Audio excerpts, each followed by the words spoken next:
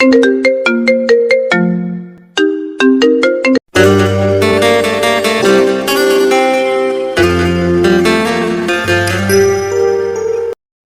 নতুন ভালোবাসার গল্প পেতে আমাদের চ্যানেলটি সাবস্ক্রাইব করে পাশে থাকা বেল আইকনে ক্লিক করুন। ধন্যবাদ। এই পতিতা মেয়ে, এদিকে আয়। তোদের মতো পতিতাদের এত ছাড় দেবার সময় আমার নেই। 10,000 চেয়েছিস, 20,000 নগদ দিছি। সো আমিও ওই রকমই ভাবে কাজ চালাবো। এইদিকে তাড়াতাড়ি আয়, শালিক পতিতা কোথাকার। আপনার টাইম নষ্ট হচ্ছে তো, প্লিজ আপনি আপনার কাজ শুরু করুন, আমি প্রস্তুত। একটা হ্যাচকা টান দিতে মেয়েটার পুরো শাড়ি খুলে নিচে পড়ে গেল। পরনে শুধু আর মাত্র 2টা কাপড়। মেয়েটা তখন কেমন 2 হাত দিয়ে মুখটা গুজে রেখেছে, আর এমন অবস্থায় মেয়েটাকে দেখে নিজের ভিতর ভাবটা পুরো জেগে উঠছে। তোমরা যারা আমার ভয়েসকে ভালোবাসো তারা এই মুহূর্তে আমাদের চ্যানেলটি অবশ্যই সাবস্ক্রাইব করে রাখবে, আর হ্যাঁ, ভিডিওটি সম্পূর্ণ শুনবেন।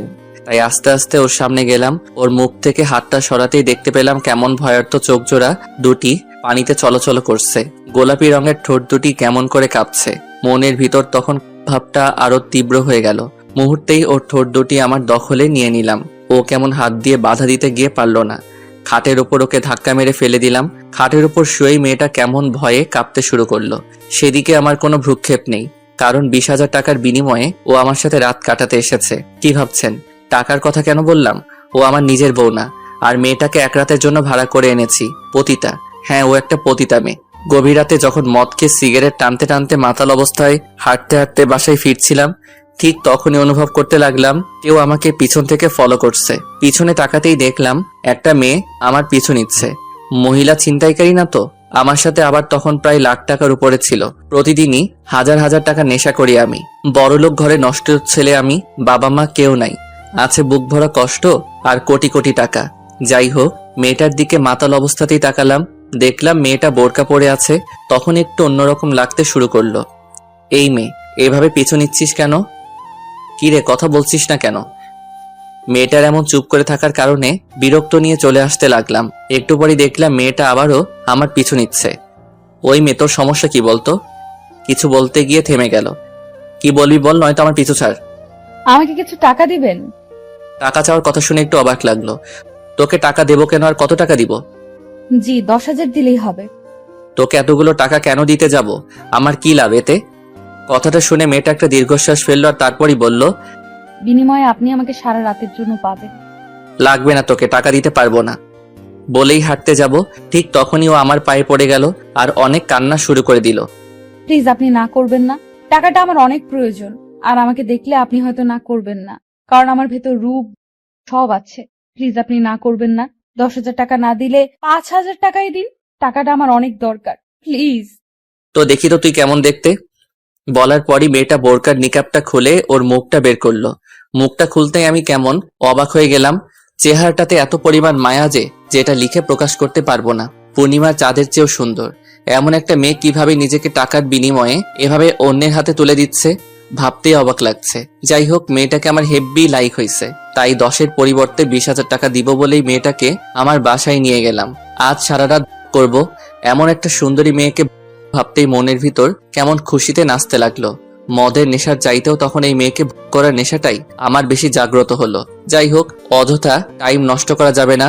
এবার গল্পে আসা যাক। মেয়েটাকে খাটের উপর ফেলে দিয়েই ওর উপরে শুয়ে পড়লাম। ও বাধা দিতে গিয়েও পারল না, শুধু চোখ দুটি বন্ধ করে রেখেছে। আর ওর ঠোঁট দুটি তখন এমন ভাবে কাঁপতে শুরু করলো যে যেটা লিখে প্রকাশ করতে পারবো না।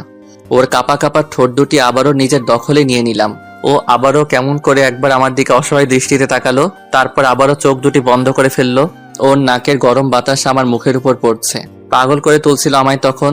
ওই সময় ওর ঠোঁটের উপর আরো বেশি ঝড় বইতে লাগলো। ওর পুরো শরীরটা কেমন গলাকাটা মুরগির মতো ছটফট করতে লাগলো। আর তখনই মেয়েটা নিজেকে কেমন আমার কাছ থেকে ছুটিয়ে নিল। আর তখনই ও বিছানা থেকে উঠে রুমের এক কর্নারে চলে গেল। আর তখন ওর চোখ দিয়ে কেমন অশ্রু ঝরতে লাগলো। তারপরই আমাকে কাঁপা কাঁপা কণ্ঠে মেয়েটা বলতে লাগলো, আমাকে কি একটু সময় দেওয়া যাবে? যদি আপনি দয়া করে আমাকে একটু সময় দিতেন। একদম ভয়ে কাতর হয়ে কাঁপা কাঁপা কণ্ঠে মেয়েটার এমন আচরণ দেখে আমি একদমই অবাক হয়ে যাই, কারণ আজ পর্যন্ত অনেক পতিতাকে আমি কারো মুখে এমন কথা শুনিনি। তবে এই মেয়েটা যেন কেমন, মনে হচ্ছে নিজের ইচ্ছার বিরুদ্ধেও নিজেকে আমার কাছে তুলে দিচ্ছে। আর নয়তো আমি ওকে জোর করে তুলে এনে এগুলো করছি।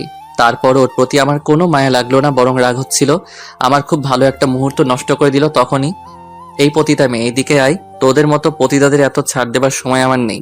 10,000 চেয়েছিস, 20,000 নগদ দিছি। সো আমিও ওই রকমই ভাবে কাজ চালাবো। এইদিকে তাড়াতাড়ি আয়, শালীর পতিতা কোথাকার। যতবারই মেয়েটাকে পতিতা বলেছি ততবারই মেয়েটা কেমন শিউরে উঠেছে। মনে হচ্ছে মেয়েটা প্রত্যেকবারই পতিতা নামক শব্দটা শুনে শক খাচ্ছে।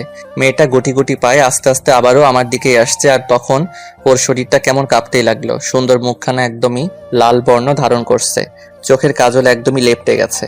আস্তে আস্তে ও বিছানায় শুয়ে পড়ল আর বলতে লাগলো, আপনি আপনার কাজ শুরু করে দেন, এমনিতেই আপনার অনেক টাইম আমি নষ্ট করে দিছি। বলেই মেয়েটা কেমন অসহায় চোখে আমার দিকে তাকিয়ে আছে। সেদিকে আমার কোনো ভ্রুক্ষেপই নেই। আমার দরকার মেয়েটা এত সুন্দরী একটা মেয়েকে কোনোভাবেই হাতছাড়া করা যাবে না। আমাকে ওকে বলতেই হবে। সুন্দরী মেয়েদের অহংকার অনেক বেশি, তাই তাদেরকে সুযোগ পেলে আমি কখনোই ছাড় দেই না। আর এর একটা কারণও আছে। যাই হোক, আমি সময় নষ্ট করব না। আমি আবারও বিছানায় গেলাম, আর তখনই ওর ফোনটা বাজতে লাগলো। আর ও তখন আমার দিকে কেমন করে তাকিয়ে আছে, মনে হচ্ছে ফোনটা ওর অনেক জরুরি। আর আমার ভয় সে ধরছে না, ফোনটা একের পর এক বাজতেই লাগলো।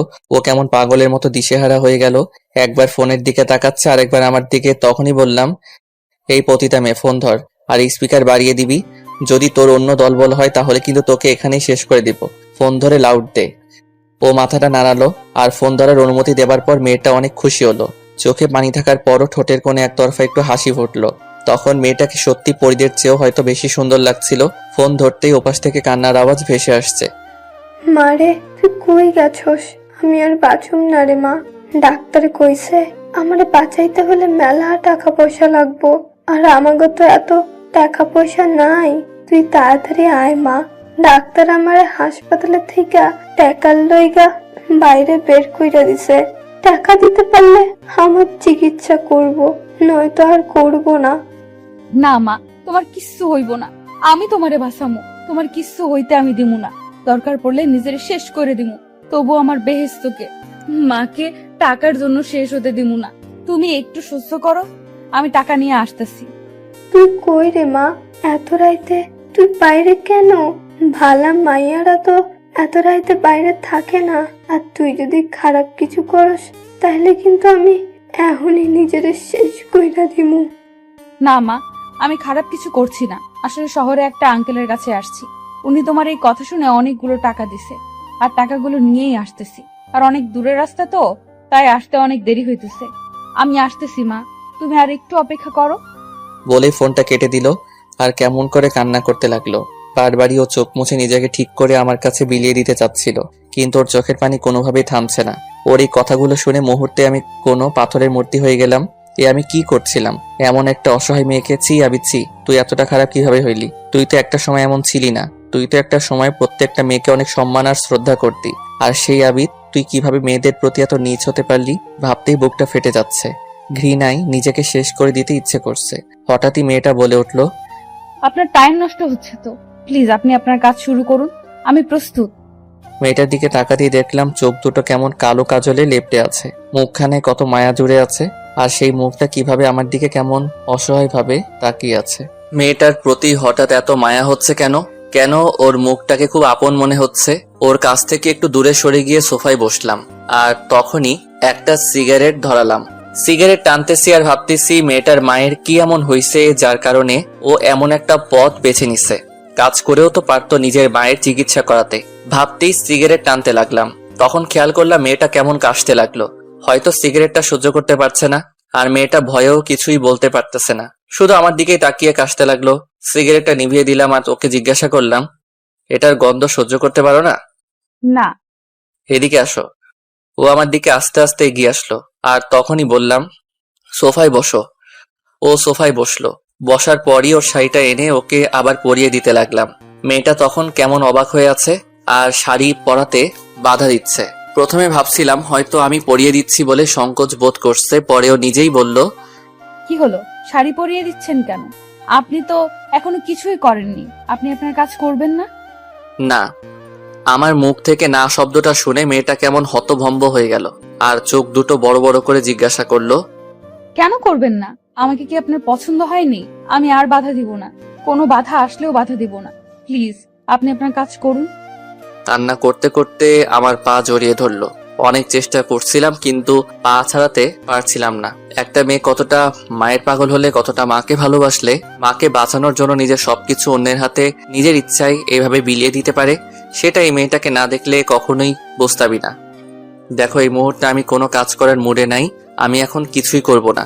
প্লিজ আপনি না করবেন না, টাকাগুলো আমার খুব দরকার। তাছাড়া আপনি নিজেই একটু আগে শুনেছেন আম্মু কি বলছে, টাকা না ছাড়া আম্মুকে বাঁচানো যাবে না, যে কোনো মূল্যে আমার টাকা লাগবেই।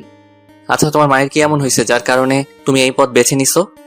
মেয়েটা তখন হাউমাউ করে কান্না করে দিল আর কেমন ফুপিয়ে ফুপিয়ে বলতে লাগলো, আমার মায়ের লিভার ড্যামেজ হয়ে গেছে, ডাক্তার বলছে মাকে বাঁচাতে অনেক টাকা লাগবে। বলছিলাম অনেক টাকা লাগবে, কিন্তু কাজ করেও তো তুমি টাকা জোগাড় করতে পারতে, এই পথে আসলে কেন? মেয়েটার এমন অদ্ভুত হাসি দেখে অনেকটা অবাকই হলাম। জিজ্ঞাসা করলাম, হাসছো কেন? সুষ্ঠু সুন্দরভাবে কাজ করার অধিকার হয়তো সৃষ্টিকর্তা কোনো সুন্দরী মেয়েকে দেয়নি, আর এই পথে আসতে আমাকে এই সমাজের মানুষ বাধ্য করেছে আমার ভাগ্য। কিভাবে? আচ্ছা, তোমার এই পথে আসার গল্পটা আমাকে বলবে? খুব শুনতে ইচ্ছা করছে। পতিতাদের জীবন কাহিনী শুনে আপনি কি করবেন? শোনার ইচ্ছা, প্লিজ বলো। মেয়েটাকে অনেক রিকোয়েস্ট করার পর মেয়েটা রাজি হলো। ওপরের দিকে তাকিয়ে মেয়েটা একটা দীর্ঘশ্বাস ফেললো আর তারপরই বলতে লাগলো, জানেন, ছোটবেলায় আমার বাবা মারা যায়, তারপর থেকে আমার মা আমাকে মানুষের মতো মানুষ করার জন্য অনেক পরিশ্রম করে। নিজে না খেয়ে আমাকে খাওয়াতো, নিজে কষ্ট করে আমার লেখাপড়া চালাতো। হঠাৎ করে একদিন বাসায় এসে দেখি মা অজ্ঞান অবস্থায় মাটিতে পড়ে আছে। তখন মাকে ডাক্তারের কাছে নিয়ে গেলাম, অনেকগুলো টেস্ট করালো। টেস্টের টাকাগুলো মানুষের কাছ থেকে ধার করে পরিশোধ করি, কিন্তু রিপোর্টের পর জানা গেল মায়ের লিভার ড্যামেজ হয়ে গেছে। এখন বাঁচাতে গেলে অনেক টাকার প্রয়োজন, কিন্তু আমার হাতে কোনো টাকা ছিল না। কিভাবে টাকা জোগাড় করা যায় সেটাই তখন ভাবতেছিলাম, কিন্তু কোনো উপায় পেলাম না। কেউ আমাদের পাশে এসে দাঁড়ালো না।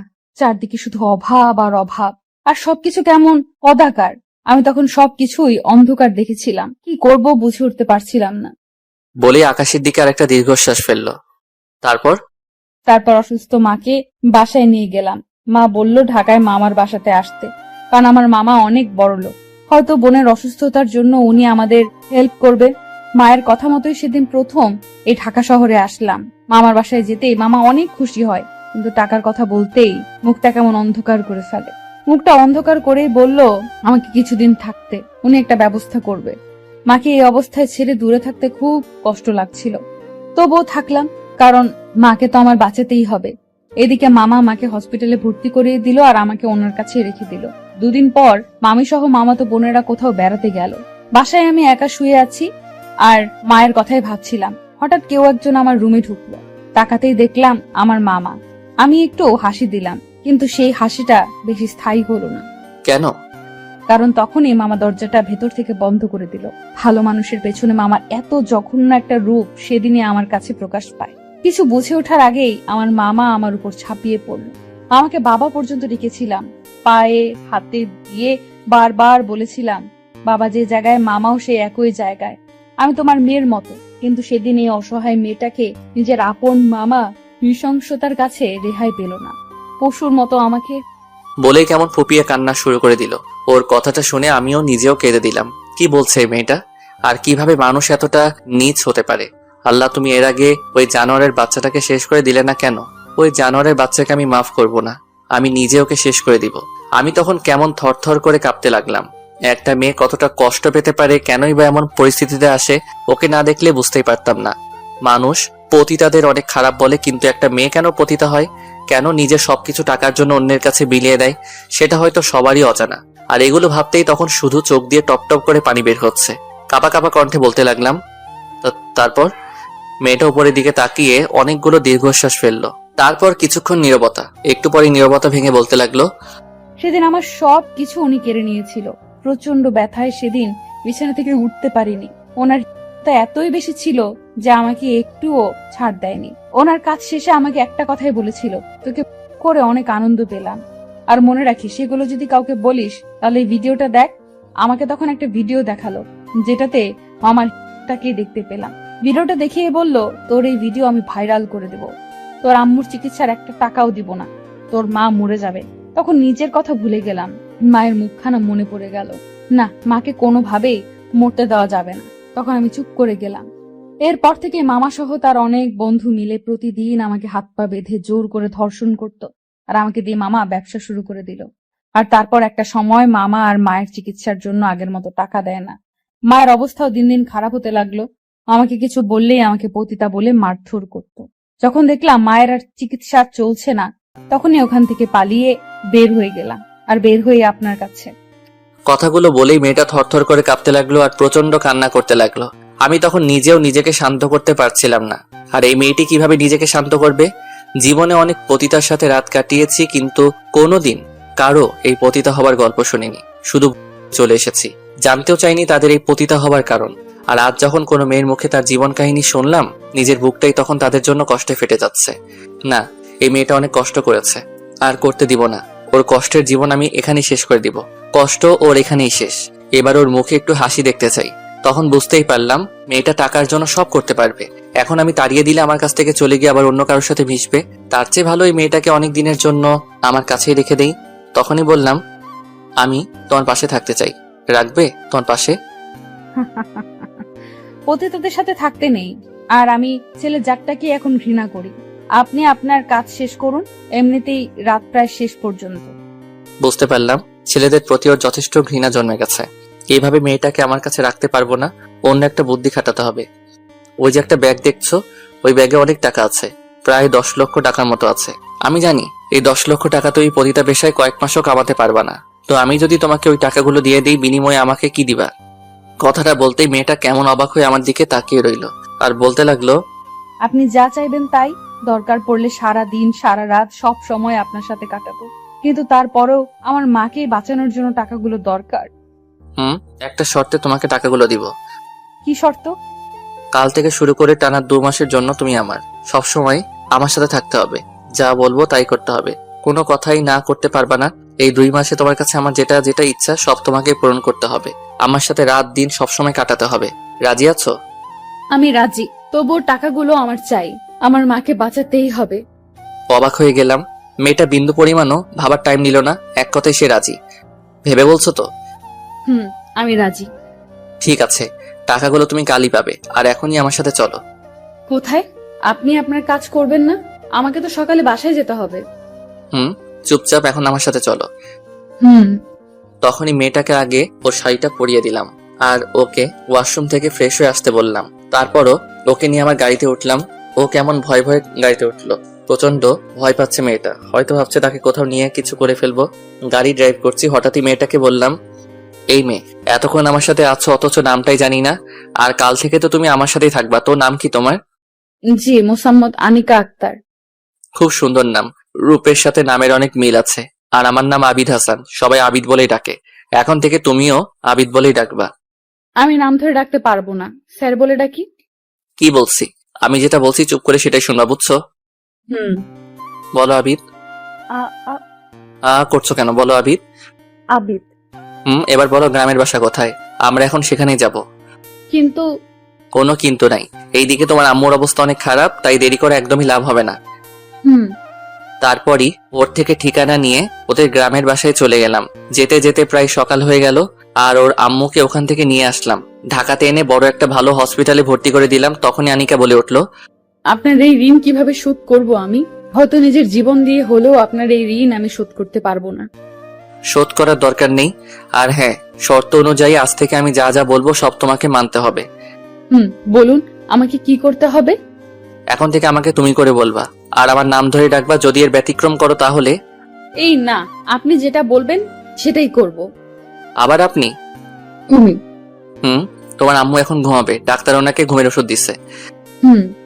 আনিকাকে নিয়ে বাসায় আর আসলাম না, একদম কাজী অফিসে চলে গেলাম। কাজী অফিস দেখে আনিকা বলে উঠলো, কাজী অফিসে কেন? আর কার বিয়ে? তোমার আর আমার বিয়ে। মানে? তুমি আমার কাছে 2 মাস পর্যন্ত আছো, আর আমি তোমাকে পতিতা পরিচয় আমার বাসায় রাখতে পারবো না। সো 2 মাসের জন্য আমার বউ হয়ে থাকবা। কথাটা শোনার পর আনিকা কেমন থ হয়ে গেল। 2 মাসের জন্য বিয়ে? আমি পারবো না এই বিয়ে করতে। দেখো, শর্ত অনুযায়ী তোমাকে করতেই হবে।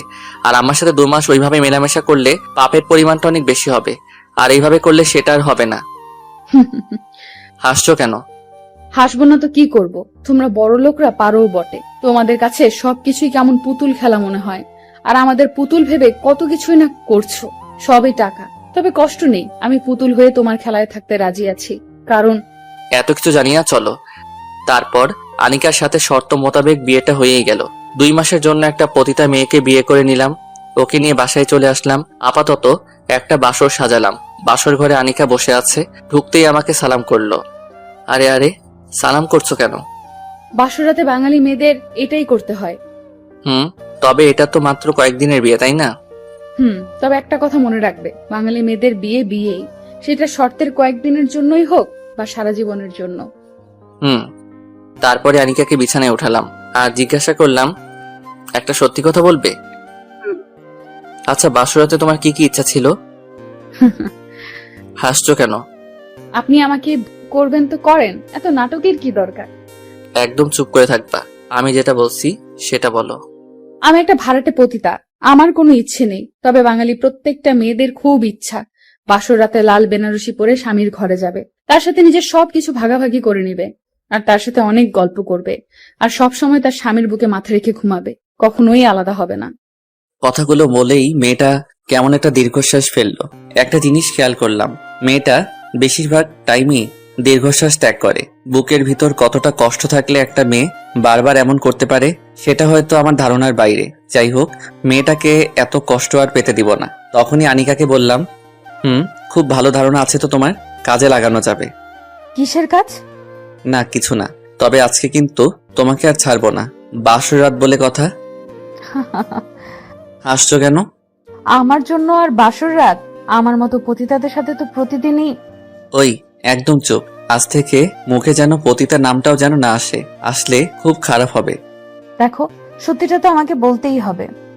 বলো, কিন্তু আপাতত তুমি আমার বউ, সো আমার বউয়ের মতোই তোমাকে থাকতে হবে। হায় রে বউ, তাও আবার 2 মাস। ওর কথাটা শুনে একটু অবাকই হলাম। তারপরে ওকে বললাম, 2 মাস হোক আর 2 দিন হোক, এখন তো তুমি আমার বউ, আর এই 2 মাস তোমাকে আমার স্ত্রীর পরিচয় থাকতে হবে। বলতেই মেয়েটা কেমন অবাক দৃষ্টিতে আমার দিকে তাকিয়ে আছে। তারপর ওকে খাট থেকে নিচে নামালাম আর হাত ধরে টানতে টানতে বাইরে নিয়ে যেতে লাগলাম। ও শুধু অবাক হয়ে আমার দিকে তাকিয়ে আছে আর হঠাৎই বলে উঠল, আমাকে কি কোথাও নিয়ে যাচ্ছ? আমার সাথেই চলো। কোথায়? আমার সাথে গেলেই বুঝতে পারবা। তারপরে মেয়েটাকে ছাদে নিয়ে গেলাম। অনেক রাত দেখে মেয়েটা একটু ভয় পেয়ে গেল, কিন্তু ছাদে উঠতেই, ওয়াও, কি সুন্দর ফুলের বাগান, আর আকাশে কত সুন্দর চাঁদ উঠেছে। বলে মেয়েটা আমার হাত থেকে ছুটে ছাদের উপর কেমন নিজেকে মুক্ত পাখির মতো মেলে ধরলো। ও একবার ফুলগুলোকে ধরছে আর একবার চাঁদের দিকে তাকিয়ে মিটিমিটি হাসছে। রাতে চাঁদের আলোতে গোলাপ ফুলগুলোর সৌন্দর্য আনিকার সৌন্দর্যের কাছেও হার মানছে। চাঁদের আলোতে মেয়েটাকে কেমন অপূর্ব সুন্দর লাগছে। সত্যি তখন আমি অনেক খুশি হয়ে গেলাম, কারণ মেয়েটা আজ খুব খুশি। তখন আকাশের দিকে তাকিয়ে আল্লাহকে মনে মনে একটা ডাক দিয়ে বললাম, আল্লাহ, এই মেয়েটাকে যেন সবসময় এমন হাসি খুশি রাখতে পারি, আর কখনোই যেন ওকে কষ্ট না দেই। বলেই মেয়েটার দিকে তাকালাম। ঠিক তখনই দেখলাম মেয়েটা এক জায়গায় কেমন জড়সড় হয়ে কান্না করতে লাগলো। হঠাৎ করে ওর এমন আচরণ দেখে ভয় পেয়ে গেলাম, আর ও তখন আমার সামনে এসেই বলতে লাগলো, প্লিজ আমাকে এখান থেকে নিয়ে যাও, আমার সহ্য হচ্ছে না। হঠাৎই ওর মুখে এমন কথা শুনে আরো বেশি অবাক হয়ে গেলাম। একটু আগে যে মেয়েটা অনেক হাসি খুশি ছিল, আর মুহূর্তেই ওর কি হয়ে গেল? নিজের পুরনো খারাপ অতীতটা তাকে কষ্ট দিচ্ছে না তো? এই মেয়ে, কান্না করছো কেন? কথা বলো। আমাকে এখান থেকে নিয়ে যাও। কিন্তু কেন? আমার মতো একটা পতিতা এমন নিষ্পাপ ফুল ছুঁতে পারে না, আর এই চাঁদের আলো আমার মতো বাজে মেয়ের উপর মানায় না, কেমন কদাকার দেখায়। বলেই মেয়েটা কান্না করতে লাগলো। এই, তুমি এগুলো কি বলছো? একদম উল্টাপাল্টা বলবে না। এখন থেকে তুমি আমার বউ। বলেই ওর চোখের পানিটা মুছে দিলাম আর ওর কপালে ঠোঁটের উষ্ণতা এঁকে দিলাম। মেয়েটা তখন শুধু নির্বাক হয়ে আমার দিকে অবাক চোখে তাকিয়ে রইল। আর তখনই মেয়েটাকে নিজের সর্বোচ্চ শক্তি দিয়ে জড়িয়ে ধরলাম, আর ও তখন কেমন কেঁপে উঠল। যখন আমার কাছ থেকে ওকে ছুটালাম, তখন ও কেমন করে যেন আমার দিকে তাকিয়ে আছে। হয়তো আনিকা ভাবছে ওর সাথে আমি যা করছি সবই ওকে বোঝার জন্য বা তার অসহায়ত্বর সুযোগ নেওয়ার জন্য। কিন্তু আমার মনে শুধু একটা কথাই, যতদিন বেঁচে থাকবো কোনোভাবেই আর এই মেয়েটাকে কষ্ট দিব না, সব সময় ওর পাশে থাকবো। ওকে নিয়ে ঘরে চলে আসলাম আর বিছানায় শুয়ে পড়লাম। আনিকা তখন আমার পাশে শুয়েছিল, আর তখনই আনিকার কথাটা মনে পড়লো। একটু আগে বলেছিল বাঙালি মেয়েরা চায় সবসময় তার স্বামীর বুকে মাথা রেখে ঘুমাতে। হয়তো ওরও এমনটাই ইচ্ছে ছিল। যাই হোক, তখনই আনিকাকে জড়িয়ে ধরলাম, আর ও একদম চুপ হয়ে শুধু আমাকে দেখছিল। তখন ওর মাথাটা আমার বুকে রাখতে বলে ওকে জড়িয়ে ধরে ঘুমিয়ে পড়লাম। সকালবেলা ঘুম ভাঙতেই দেখলাম মেয়েটা এখনো ঘুমিয়ে আছে। আহ, কি নিষ্পাপ মুখ, একদম ছোট বাচ্চাদের মতো করে ঘুমিয়ে আছে। তখন ওর কপালে আলতো করে একটা চুমু দিতেই ও কেমন জেগে উঠলো, আর আমার দিকে একবার তাকিয়েই নিচু হয়ে গেল। তারপর দুজনে ঘুম থেকে উঠলাম, ফ্রেশ হয়ে খেয়ে দুজনেই হাসপাতালে আনিকার আম্মুর কাছে চলে গেলাম। ওর আম্মু তখন ঘুমাচ্ছিল, ওকে হসপিটালে রেখেই চলে আসলাম। আর আসার আগে ওকে বলে এসেছি কোনো কারণেই যেন বাইরে বের না হয়, সবসময় আম্মুর পাশে যেন থাকে, আর কোনো কিছু লাগলে আমাকে যেন ফোন দেয়। মেয়েটা শুধু মাথা নাড়ছিল। আমি অফিসে চলে গেলাম। আজ অনেকদিন পর অফিস যাচ্ছি। সবাই আমাকে দেখে আজ একটু বেশিই অবাক, কারণ অনেকদিন অফিসে যাই না। যাই হোক, আনিকাকে নিজের লাইফে জড়ানোর সাথে সাথেই ভাবলাম নিজেকেও ঠিক করে ফেলি, ভালো হয়ে যাই, আর ওকে নিয়ে সুখেই থাকি। 15 দিন পর আনিকার আম্মু এখন অনেকটাই সুস্থ, কিন্তু আরো কিছুদিন হসপিটালে থাকতে হবে আর একটা অপারেশন করতে হবে। ওই অপারেশনের উপরে নির্ভর করবে ওর আম্মু বেঁচে থাকবে নাকি পৃথিবী থেকে বিদায় নিবে। তবে ডাক্তার যতটা আমাকে বলেছে বেঁচে যাবার সম্ভাবনাই বেশি। আর এই কথাগুলো আনিকা জানে না। সে জানে ওর আম্মু সুস্থ আছে আর খুব শীঘ্রই আবার আগের মতো হয়ে যাবে। আনিকা আমার লাইফে আসার পর আমি অনেক পাল্টে গেলাম। আমার অফিস সবকিছু এখন নিয়মিত চলে। তবে এখনো আমার একটা ভালো কাজ বাকি আছে, সেটা হলো আনিকার মামা ওই জানোয়ারের বাচ্চাটাকে শেষ করে দেওয়া। এখন প্রতিদিনই আনিকা আমার বুকে মাথা রেখে ঘুমায়, খুব শান্তি লাগে মনে। কিন্তু সবকিছুর ভিতরে আনিকা কেমন অস্বস্তি ফিল করত। এই তো সেদিন রাতের বেলা। আনিকা, তুমি কি কাল আমার সাথে আমার অফিসে যাবে? কেন? না, বলছিলাম কি, আমার সাথে একটু ঘোরাঘুরি করলে হয়তো তোমার ভালো লাগতে পারে। ভালো? ভালো বলতে আমার জীবনে কিছুই নেই, সবই অন্ধকার। তবে আমার জন্য তোমাকে চিন্তা না করলেও চলবে। তুমি নিজের জন্য চিন্তা করো। ওর এমন কথা শুনে একটু হতাশ হলাম। তারপর আবারও বললাম, চলোই না একটু, তোমার ভালো লাগতে পারে। পরের দিন সকালে আনিকাকে নিয়ে অফিসে গেলাম। সবাই কেমন আমাদের দিকে হা করে তাকিয়ে আছে। আমার সব ফ্রেন্ডদের সাথে ওর পরিচয় করিয়ে দিলাম, আর সবাই আমাদেরকে স্বাগত জানালো। ঠিক তখনই আমার অফিসের ম্যানেজার আমার ওখানে আসলো। উনি আসার পরে আনিকা কেমন অস্থির হয়ে যাচ্ছিল, বারবার নিজেকে আড়াল করতে যাচ্ছিল। ঠিক তখনই ম্যানেজার বলে উঠলো, স্যার, ইচ্ছাটা কি আর এখানে কেন? সবার সামনে কথাটা বলতে আনিকা কেমন ভয়ে কাঁপতে লাগলো, আর আমার মুখের দিকে তাকিয়ে থরথর করে কাঁপতে লাগলো। সবাই তখন কেমন করে যেন আনিকার দিকে তাকিয়ে রইলো। আনিকার চোখ বেয়ে বেয়ে গাল দিয়ে পানি বের হচ্ছিল। ওর চোখে পানি দেখে নিজেকে ঠিক রাখতে পারলাম না। ম্যানেজার সাহেব, ভদ্রভাবে কথা বলুন, এভাবে কথা বলার অধিকার আপনাকে কে দিয়েছে? স্যার, যেটা সত্যি সেটা তো আমাকে বলতেই হবে। এই মেয়ে একটা পতিতা, চরিত্রহীনা, আর ওর সাথে আপনি কত টাকা দিয়ে ভাড়া করেছেন? মালটা কিন্তু। কি বললি কুত্তার বাচ্চা? বলি সবার সামনে ম্যানেজার মারা শুরু করে দিলাম। সবাই তখন আমাকে থামাতে চেষ্টা করলো, কিন্তু পারছিল না। এক পর্যায়ে সবাই ওরা ম্যানেজারকে বাইরে বের করে দিল। আমার মাথায় তখন রক্ত উঠে পড়েছিল। ঠিক সেই মুহূর্তে আনিকাকে এভাবে কষ্ট দেবার কারণেও খুব কষ্ট লাগছিল। মেয়েটা আসতে রাজি ছিল না, আর আমার কথায়ও এসে সবার সামনে এভাবে সেই নিজের দোষে আজ আবারও কষ্ট পেল। পুরোনো অতীতটা ওকে ভুলাতে গিয়ে মনেও করিয়ে দিলাম। ভাবতে নিজের উপর তখন রাগ হতে লাগলো। তখনই আনিকাকে খুঁজতেই দেখলাম আনিকা নেই। ও গেল কোথায়? ওকে খোঁজা শুরু করলাম, কিন্তু পাচ্ছিলাম না। বুকের ভিতর কেমন অস্থিরতা কাজ করছিল। ও যদি নিজের কোনো ক্ষতি করে ফেলে তাহলে তো নিজেকে আমি ক্ষমা করতে পারবো না। সব দোষ আমার, কেন যে ওকে এখানে আনতে গেলাম। কিন্তু ও কোথায়? খুঁজতে লাগলাম আনিকাকে, কিন্তু পাচ্ছি না। অফিসে দারোয়ানকে জিজ্ঞাসা করতেই বললো ও নাকি বেরো হয়নি। তাহলে গেল কোথায়? খুব কষ্ট লাগছিল, নিজের একটু ভুলের জন্য ওকে হারিয়ে ফেলবো না তো। হঠাৎ অফিসের একটা কর্মচারী এসে বললো ও নাকি ছাদে গেছে। তাই আর এক মুহূর্ত দেরি করলাম না, একটা দৌড় মারলাম আর ছাদে চলে গেলাম। দেখলাম মেয়েটা ছাদ থেকে ঝাঁপ দিতে যাচ্ছে। ঠিক তখনই মেয়েটার হাত ধরে ফেললাম। এই তো সাহস হলো কিভাবে এভাবে নিজেকে শেষ করে দেবার? আমি বাঁচতে চাই না। আজ আমার জন্য তোমার কত বড় ক্ষতি হয়ে গেছে। একদম কোনো কথা বলবি না, আমার কিছুই হয়নি। ঠিক তখনই মেয়েটা আমার পায়ে পড়ে গেল। আজ আমাকে হেল্প করতে এসে আপনাকে কতটা অপমান সহ্য করতে হচ্ছে। সবার সামনে আপনাকে কত ছোট হতে হচ্ছে। প্লিজ আনিকা, এভাবে বলো না। শব্দ আমার, আমি তোমাকে না আনলে হয়তো তোমাকে এই অপমান সহ্য করতে হতো না। তুমি আমাকে মাফ করে দাও, আমার জন্যই। এই, তুমি এগুলো কি বলছো? আমার কোনো সমস্যা হয়নি। আমি তো পতিতা, তাই না? আর পতিতাদের এগুলো শুনে কোনো সমস্যা হয় না। তবে তোমার। বলে আবার কান্না শুরু করে দিল। দেখো, একদম কান্না করবা না। আর মরতে যাচ্ছ কেন? তুমি যদি মরে যাও তোমার মাকে কে বাঁচাবে? মায়ের জন্যই তো বেঁচে আছি, কিন্তু আমি যা নিতে পারছি না। ওই মানুষটা আমার জীবনটাকে শেষ করে দিছে, শেষ করে দিছে। বলে কান্না করতে লাগলো। কোন মানুষটা? না, কিছু না। কোন মানুষ আমাকে বলো। না, কেউ না। বলো বলছি। আর ওই ম্যানেজার তোমাকে কিভাবে চিনে? কান্না করতেই লাগলো। বলো বলছি, ও তোমাকে কিভাবে চিনলো? ও আমাকে চেনে, কারণ ওই আমার মামা। কথাটা শুনে মাথাটা নষ্ট হয়ে গেল।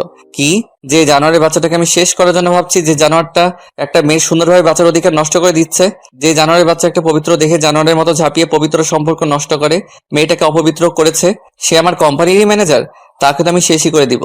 মৃত্যুর যন্ত্রণা যে কতটা কষ্টের তাকে আমি বুঝিয়ে দিব। তুই মরার জন্য প্রস্তুত হ। আমাকে এই অন্ধকারে তুলে আনার কারণ কি? আর আপনি কে? তোর জম।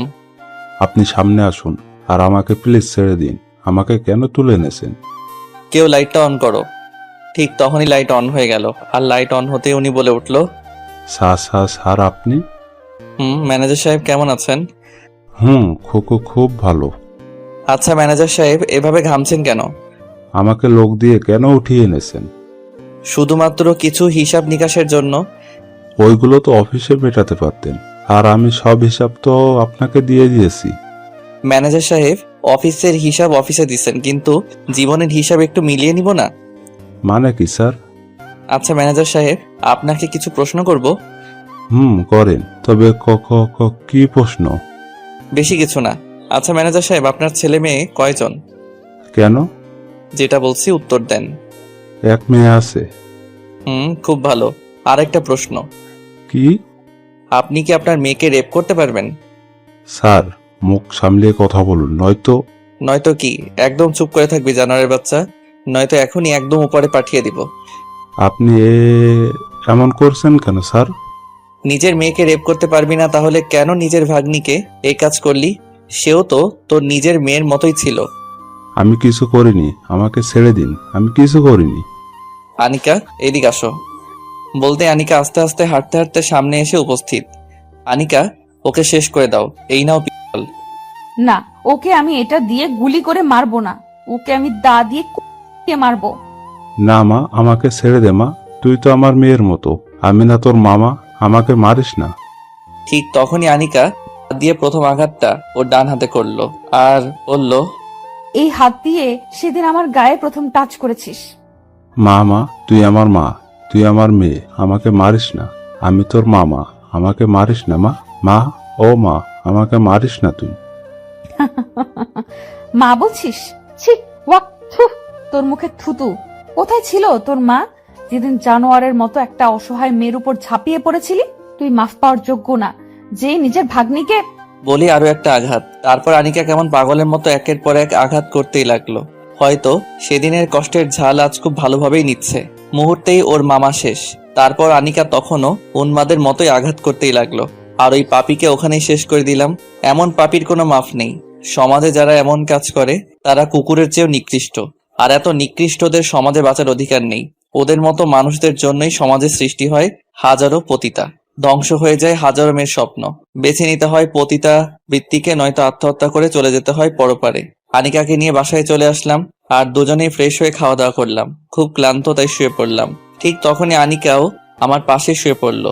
আনিকাকে একটা টান দিয়ে বুকের উপরে তুলে নিলাম। ও তখন একদম চুপ করে আছে।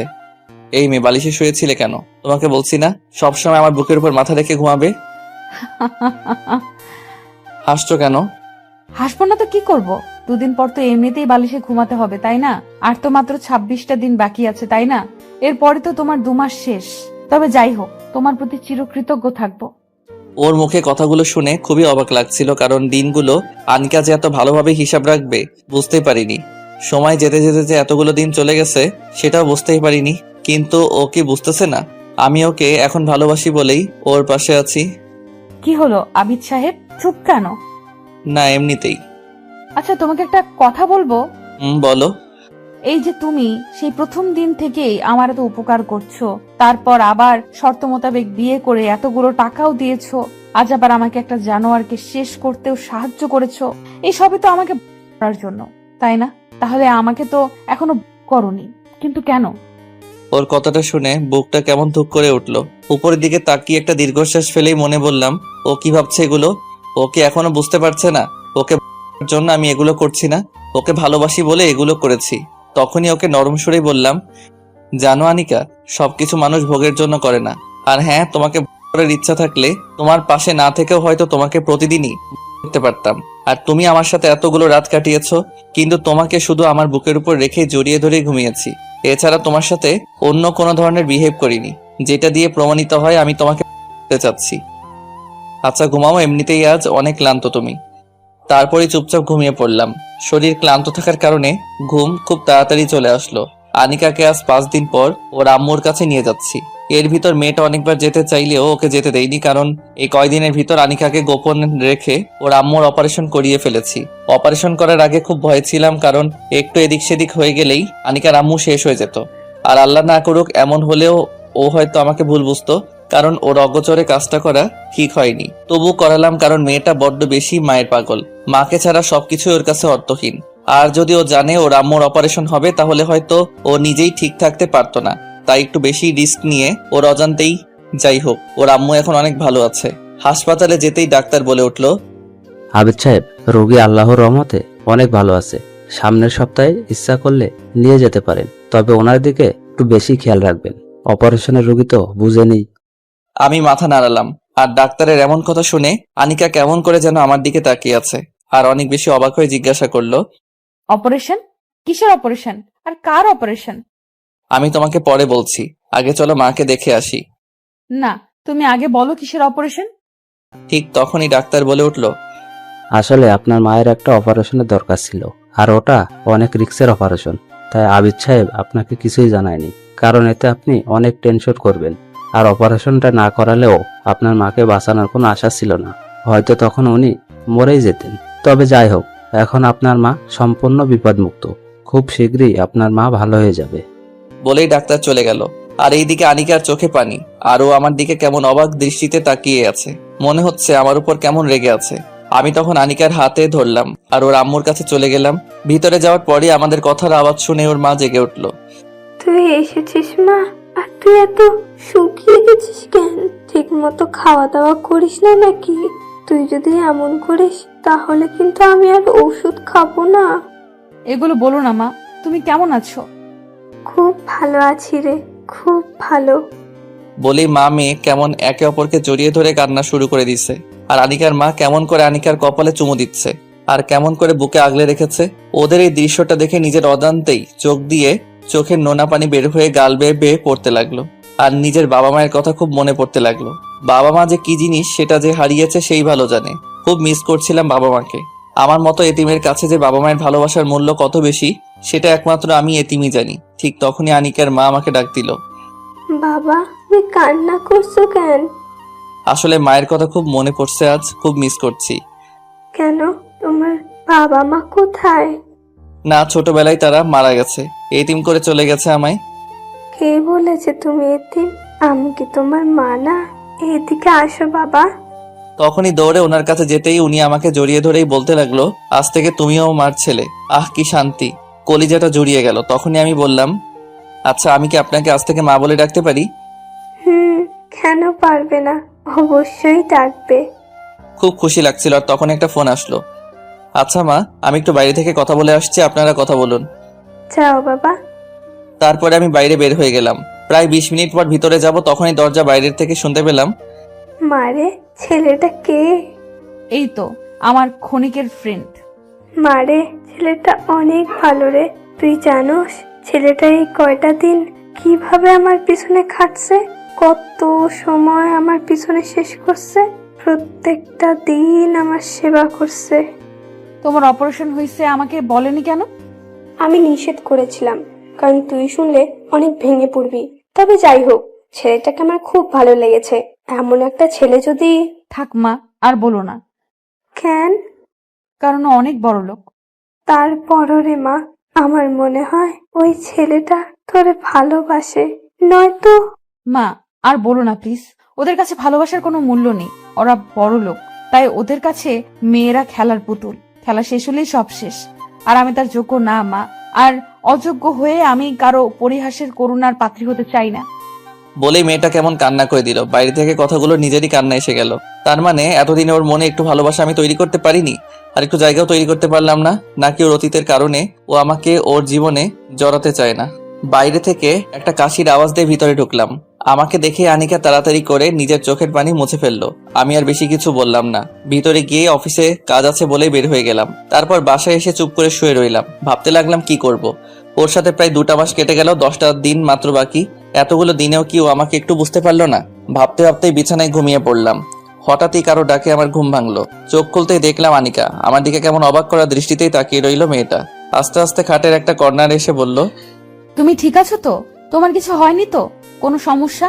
আর কখন বাসায় আসছো? একসাথেই কথাগুলো জিজ্ঞাসা করলো। হয়তো আমি বাসায় এসে শুয়ে আছি আর ওকে জানাইনি বলে প্রশ্নগুলো করছে। এই তো হসপিটাল থেকে সোজা বাসায় চলে আসছি। অফিসে যাওনি? না, কেন? এমনিতেই। ভালো, কিন্তু আমাকে তো একটু বলতে। বলতে গিয়েও আনিকা আর কিছু বলল না, কথাটা অপূর্ণই রেখে দিল। আনিকার প্রতি খুব রাগ হচ্ছিল। ও কি একটু বুঝতে পারছে না তাকে আমি কতটা ভালোবাসি? ও কি আমাকে একটু বুঝবে না, নাকি বুঝতেই চায় না? ওর প্রতি বুক ভরা অভিমান নিয়ে চুপ করে শুয়ে রইলাম। তুমি খাবে না? না খেয়ে শুয়ে থাকবা? তোমার খেতে ইচ্ছে করলে তুমি খেয়ে তারপর ঘুমিয়ে পড়ো, আমাকে আর ডাকবে না। তুমি খাবে না? আর আমি ডাকবো না কেন? ওই ডাকবে না তো ডাকবে না, আর একটা যদি ডাক দাও তাহলে। তোমাকে আর বলতে হবে না। আর আমি এভাবে বলার কারণে লজ্জিত। আসলে নিজের অবস্থানের কথাটা ভুলেই গেছি। আর তো মাত্র 10 দিন, তারপরে তো চলে যাব।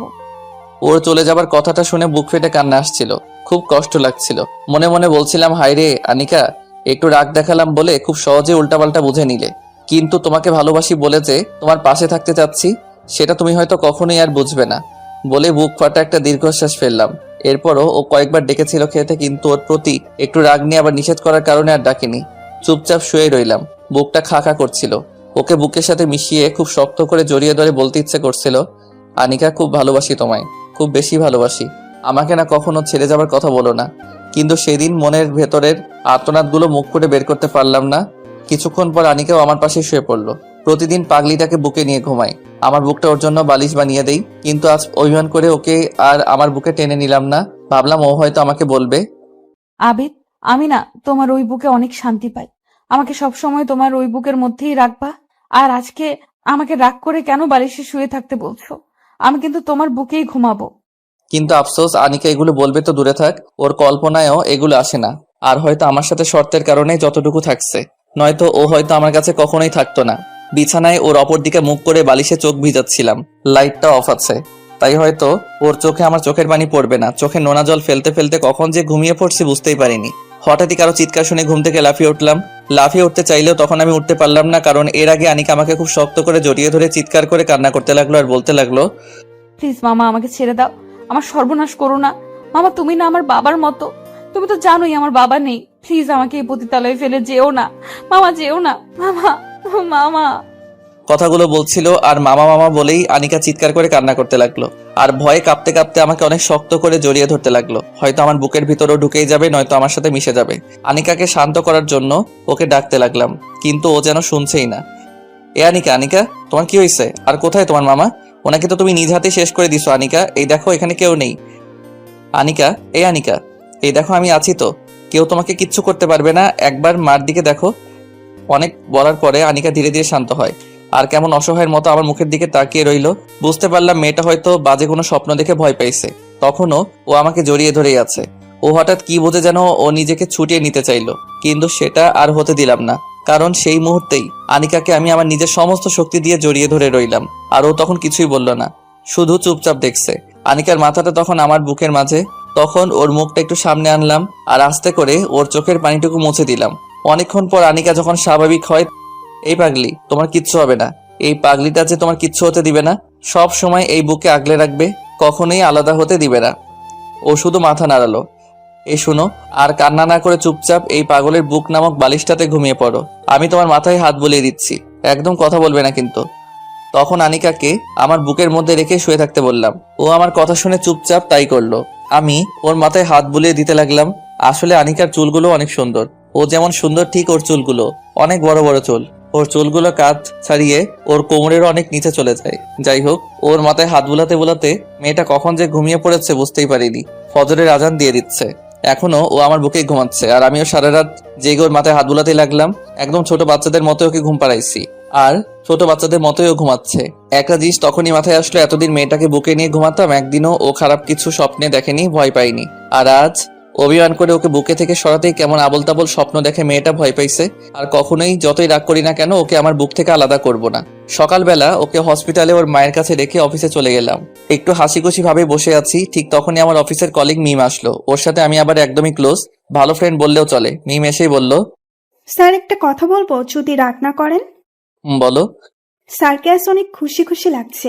স্যারকে আজ অনেক খুশি নাকি? না আসলে বুঝতে পারছি স্যার, ব্যাপারটা ভাবিকে নিয়ে, তাই তো? তো কাল পহেলা বৈশাখে ভাবিকে নিয়ে কি কি প্ল্যান আছে?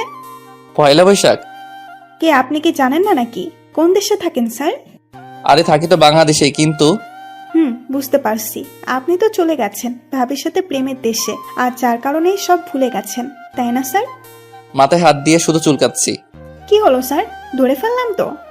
আগে বলে দুজনে হো হো করে হেসে উঠলাম। তখনই আমি ওকে বললাম, আচ্ছা মিম, পয়লা বৈশাখে তোমার ভাবিকে কিভাবে অনেক খুশি করা যায় বলো তো?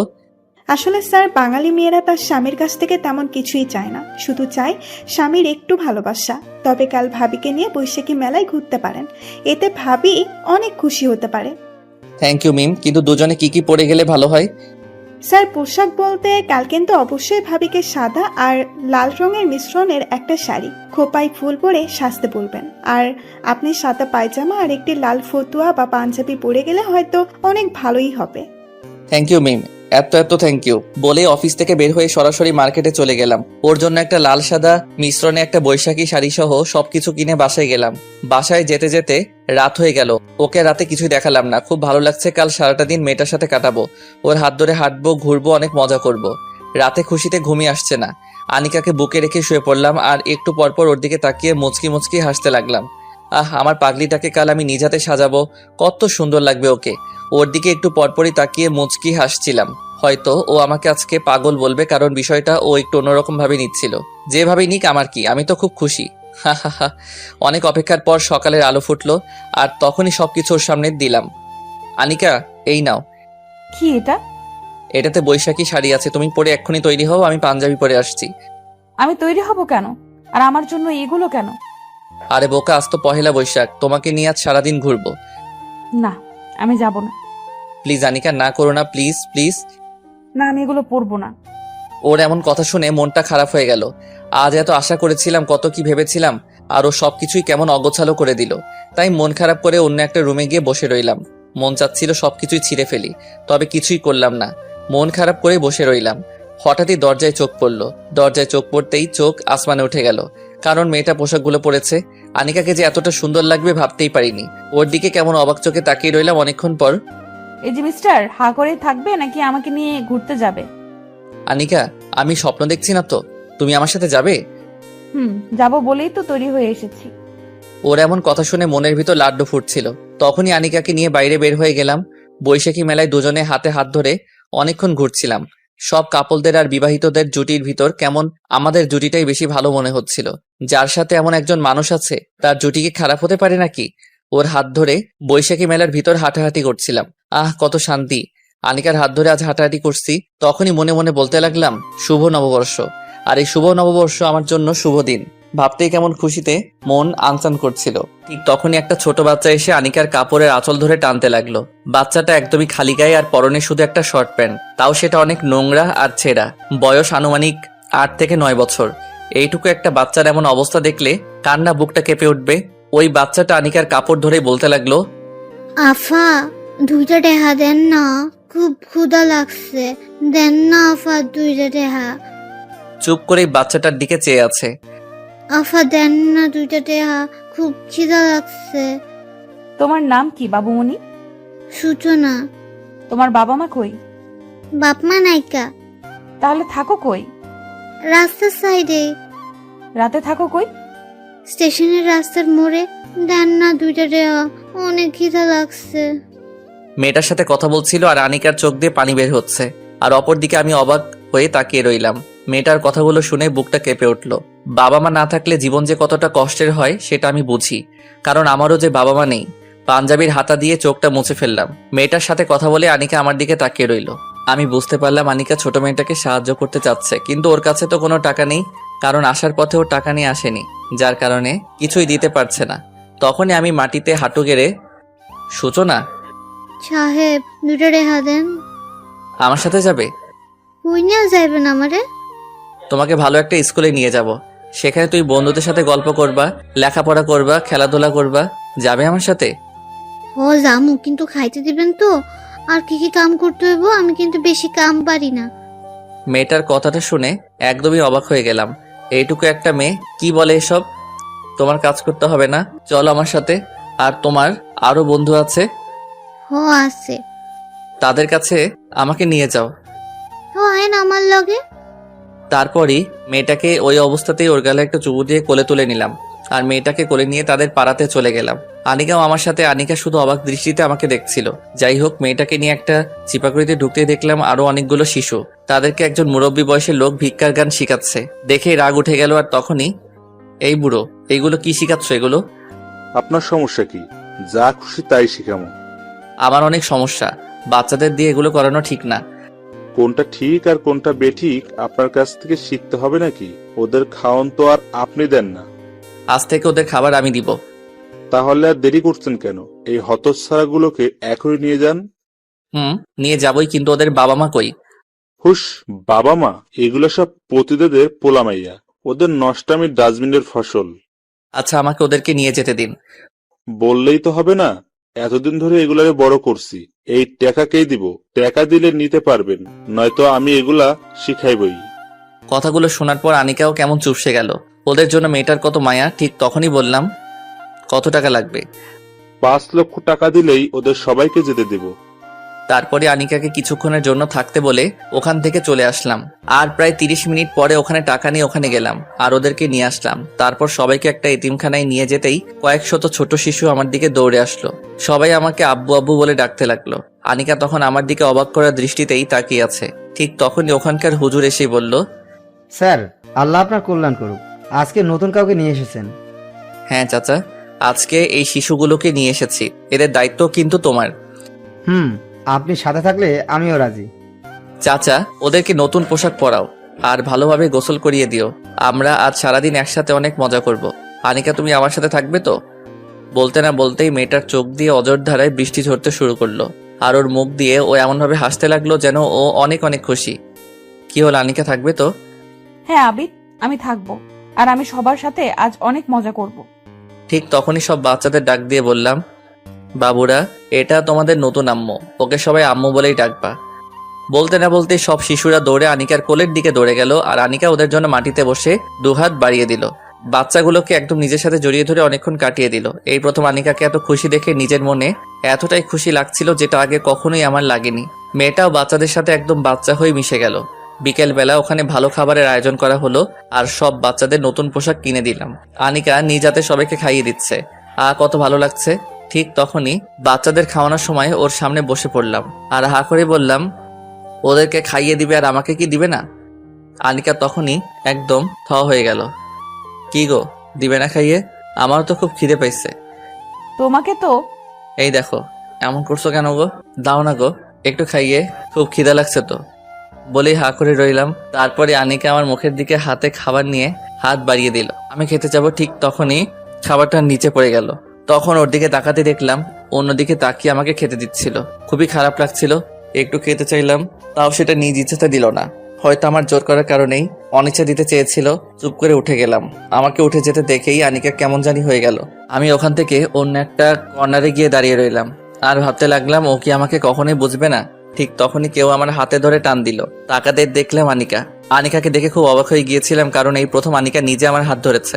আমি অবাক চোখে ওর দিকে তাকিয়ে রইলাম। ঠিক তখনই ও বলল, কি হলো, চলে আসলে কেন? খাবে না? না। সরি, আসলে কখনো কোনো ছেলেকে এইভাবে খাইয়ে দেয়নি তো, তাই নিজের কাছে অনেক সংকোচ বোধ হচ্ছিল। আপনাকে সরি বলতে হবে না। আসলে বুঝতেই পারিনি। সবকিছু সবার কপালে সয় না, আর খারাপ মানুষদের কপালে তো আরো সয় না। ভেবে নিব আমার কপালেও তাই। আনিকাকে হঠাৎই আপনি করে বললাম।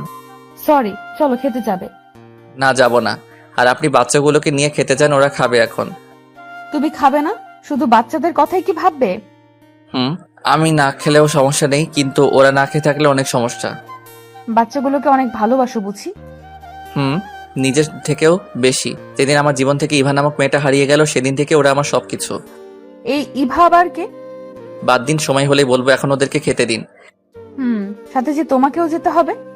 ঠিক তখনই বাচ্চাগুলো আমাকে জড়িয়ে ধরছে আর বলছে, চলো না আব্বু, তুমি আমাদের সাথে খাবে, চলো না। তখন সবার কথাই খেতে গেলাম। তারপরে আনিকা আমার সাথে খুব ভালোভাবে কথা বলতে লাগলো, নিজাতে খাইয়ে দিল। খুব খুব বেশি ভালো লাগছিল। সারাদিনে অনেক মজার আনন্দের মাঝে বৈশাখ পালন করে দুজনে বাসায় চলে আসলাম। রাতে একা একা ছাদে বসে তারাদের সাথে উকি মারছিলাম, ঠিক তখনই আনিকা এসে হাজির। আবির জানো, আজকে আমি খুব খুশি। আজকের মতো কোনোদিন এত খুশি আমি হইনি। সত্যি তুমি অনেক ভালো। আমি আবার কি করলাম? এই যে এতিম বাচ্চাদের এত ভালোবাসো আর তারাও তোমাকে কত ভালোবাসে। জানো আবির, তোমাকে আমি সেলুট জানাই। কেন? কারণ তোমার ওখানে অনেক ছেলে বাচ্চার পাশাপাশি অনেক মেয়ে বাচ্চাও আছে যাদের কোনো বাবা মা নেই। তো জানো, এই মেয়েগুলো একদিন সমাজের নির্মমতায় একদিন পতিতা হয়ে যাবে। মানে কি উল্টাপাল্টা বলছো এগুলো? আবির, যখন মেয়েগুলো আস্তে আস্তে এইভাবে রাস্তায় বড় হবে, তখন তারা হয়ে যাবে রাস্তার মেয়ে। তাদেরকে কেউ বিয়ে করবে না। অভাবের তাড়নায়, খিদের জ্বালায় তারা একদিন এই পতিতা পেশাই বেছে নিবে, আর সমাজে তখন আরো পতিতা বেড়ে যেত। কথাটা বলেই মেয়েটা কান্না করে দিল। বুঝতেই পারলাম না হঠাৎ আনিকা এগুলো কেন বলছে আর কেনই বা এমন কান্না করে দিল। ঠিক কিছুক্ষণ পরই মাথায় আসতে লাগলো, ও তো মিথ্যা বলেনি। মেয়েগুলো যখন একটু বড় হয়ে যেত, রাস্তায় থাকার কারণে মানুষরূপী অনেক শেয়াল কুকুরের থাবার নিচে নিজেদের বলি দিতে হতো, আর একটা সময় ঠিকই খারাপ পথটাই বেছে নিত। কথাগুলো যদিও আগে কখনই ভাবিনি, কিন্তু আনিকার এমন আচরণ দেখেই মনের ভিতর ভাবনার সঞ্চার হতে লাগলো। আবির, তুমি না ওদেরকে কখনো খারাপ হতে দিও না। খারাপ পথটা অনেক কষ্টের। একবার খারাপ হয়ে গেলে নিজেকে আর ভালো করা যায় না। এই তুমি এগুলো কি বলছো? সত্যি বলছি। পতিতা শব্দটাতে মাত্র 3টা অক্ষর, কিন্তু এর ভয়াবহতা যে কতটা খারাপ সেটা আমার মতো পতিতারাই জানে। ওই কি বললি তুই? তোকে বলছি না কখনোই নিজেকে পতিতা বলবি না। সবকিছু ভুলে যেতে, ভুলে গিয়ে সুন্দরভাবে জীবনযাপন করতে। আর একবার যদি নিজেকে পতিতা বলিস তাহলে রেগে ওকে মারতেই চোখ দিয়ে পানি বের হতে লাগলো। মেরে ফেলবে, তাই তো? এই তুই এগুলো কি বলছিস? তোকে আমি মেরে ফেলবো? না রে, তোকে কখনোই মারবো না রে। নিজে মরে গেলেও তোকে মরতে দিব না বলেই কান্না করতে লাগলাম। আর তখনই নিজের সমস্ত শক্তি দিয়ে আনিকাকে জড়িয়ে ধরলাম। আমিও কাঁদছি, আনিকাও কাঁদছে। আর সেই কাদার মাঝখান থেকে আমার মুখ দিয়ে একটা কথাও বের হচ্ছিল, ভালোবাসি রে তোকে, খুব ভালোবাসি। কেন বুঝিস না তুই? তোকে যে অনেক বেশি ভালোবাসি। সব সময় এই বুকে আগলে রাখবো তোকে। খুব ভালোবাসি, খুব বেশি ভালোবাসি। আনিকাকে জড়িয়ে ধরেই আকাশের দিকে তাকিয়ে চোখের নোনা জল ফেলছিলাম আর কথাগুলো বলছিলাম। ঠিক তখনই আনিকা বলে উঠল, তুমি আমাকে যতই ভালোবাসো না কেন, আমি তোমাকে ভালোবাসতে পারবো না। তোমার জীবনে আমি নিজেকে চিরদিনের জন্য জড়াতে পারবো না। কথাটা বলে আনিকা নিজেকে ছাড়িয়ে নিল। তখন ঝাপসা চোখে ওর দিকে তাকালাম। খুব বেশি অবাক হয়ে গেলাম ওর কথা শুনে, কিন্তু কিছুই বলতে পারছি না। আনিকাও আমার দিকে কেমন করে তাকিয়ে আছে। চাঁদের আলোতে শুধু ওর চোখ দুটি চকচক করছে। আনিকাকে ঠিক তখনই বললাম, কেন আনিকা, আমি কি তোমার যোগ্য না? নাকি আমি খারাপ বলে সেই যোগ্যতা হারিয়ে ফেলছি? বিশ্বাস করো আনিকা, আমি একদম ভালো হয়ে যাব। কখনোই অন্যায় কাজ করব না। দেখো আবিদ, তুমি অনেক ভালো ছেলে, সেটা আমি জানি, কিন্তু আমি তোমাকে আমার জীবনে মেনে নিতে পারবো না। ঠিক তখনই বুকটা কষ্টে ফেটে যাচ্ছিল। কেন আনিকা এই কথা বলছে? আমি কি তার যোগ্য না, নাকি অন্য কোনো কারণ আছে? আচ্ছা আনিকা, আমাকে কি তোমার মেনে নিতে কোনো কারণ আছে, নাকি তোমার লাইফে কেউ আছে? আছে। কথাটা শুনে বুকটা ফেটে গেল। বুকের গহীনে ঝড় শুরু হয়ে গেল। ভাবতেই অবাক লাগে, এই পৃথিবীতে আমি কত অসহায়। আনিকা ঠিক আছে, তাহলে আমি আর তোমাকে এই বিষয় নিয়ে কখনোই আর জোর করব না। আসলে আমি বুঝতেই পারিনি আমার কপালটা এত পোড়া। দেখোই না, একটা মেয়েকে ভালোবেসে যখন সব মেয়েকে ঘৃণা করতাম, ঠিক তখনই আবার তোমাকে ভালোবেসে ফেলি। কিন্তু বুঝতেই পারিনি আমার ভালোবাসা সার্থক না। জানো আনিকা, ছোটবেলায় খুব দুষ্ট ছিলাম আমি। বাবা মা থাকতে তাদের কাছে যা চাইতাম তারা যেভাবেই হোক সেটাই আমাকে এনে দিত, আর না দেয়া পর্যন্ত অনেক জেদ ধরতাম। বয়স যখন মাত্র 12 বছর, ঠিক তখনই একদিন একটা অ্যাক্সিডেন্টে বাবা মা মারা যায়, আর হারিয়ে যায় বাবা মা নামক ছায়াটা। সেদিন অনেক কান্না করেছিলাম। এরপর থেকে কেউ কখনোই আমার চাওয়া কোনো জিনিস আমাকে এনে দেয়নি। এরপর আমার চাচাও আমার সকল সম্পত্তি আত্মসাৎ করে ফেলে, রাস্তায় বের করে দিল আমাকে। হয়ে গেলাম রাস্তার ছেলে। আস্তে আস্তে বড় হতে লাগলাম। কাজ করে পড়াশোনা করতাম, সারা রাত কাজ করে দিনে স্কুলে যেতাম। আস্তে আস্তে যখন ভার্সিটি লাইফে চলে গেলাম, তখন ইভা নামের একটা মেয়েকে অনেক পছন্দ হয়, আর মেয়েটা অনেক বেশি সুন্দর ছিল। আস্তে আস্তে ফ্রেন্ডশিপ, আর তারপর রিলেশন। হঠাৎই একদিন দেখলাম ও আরেকটা ছেলের সাথে ঘুরছে, আর আমি জিজ্ঞেস করার কারণে ও বলেছিল আমার মতো গরিব অযোগ্য ছেলের সাথে নাকি ওর মানায় না, টাকাই ওর কাছে সব। সেদিন ও আমাকে অনেক অপমান করে, নিজে অনেক সুন্দর বলে অনেক অহংকার করেছিল। সেদিন নিজেকে কোনোভাবেই ঠিক রাখতে পারিনি। টাকা কিভাবে আয় করতে পারি সেটাই ভাবা শুরু করলাম। এরপরই ঘটনাক্রমে আমার চাচার কাছ থেকে আমি আমার সম্পত্তি আদায় করে নিলাম।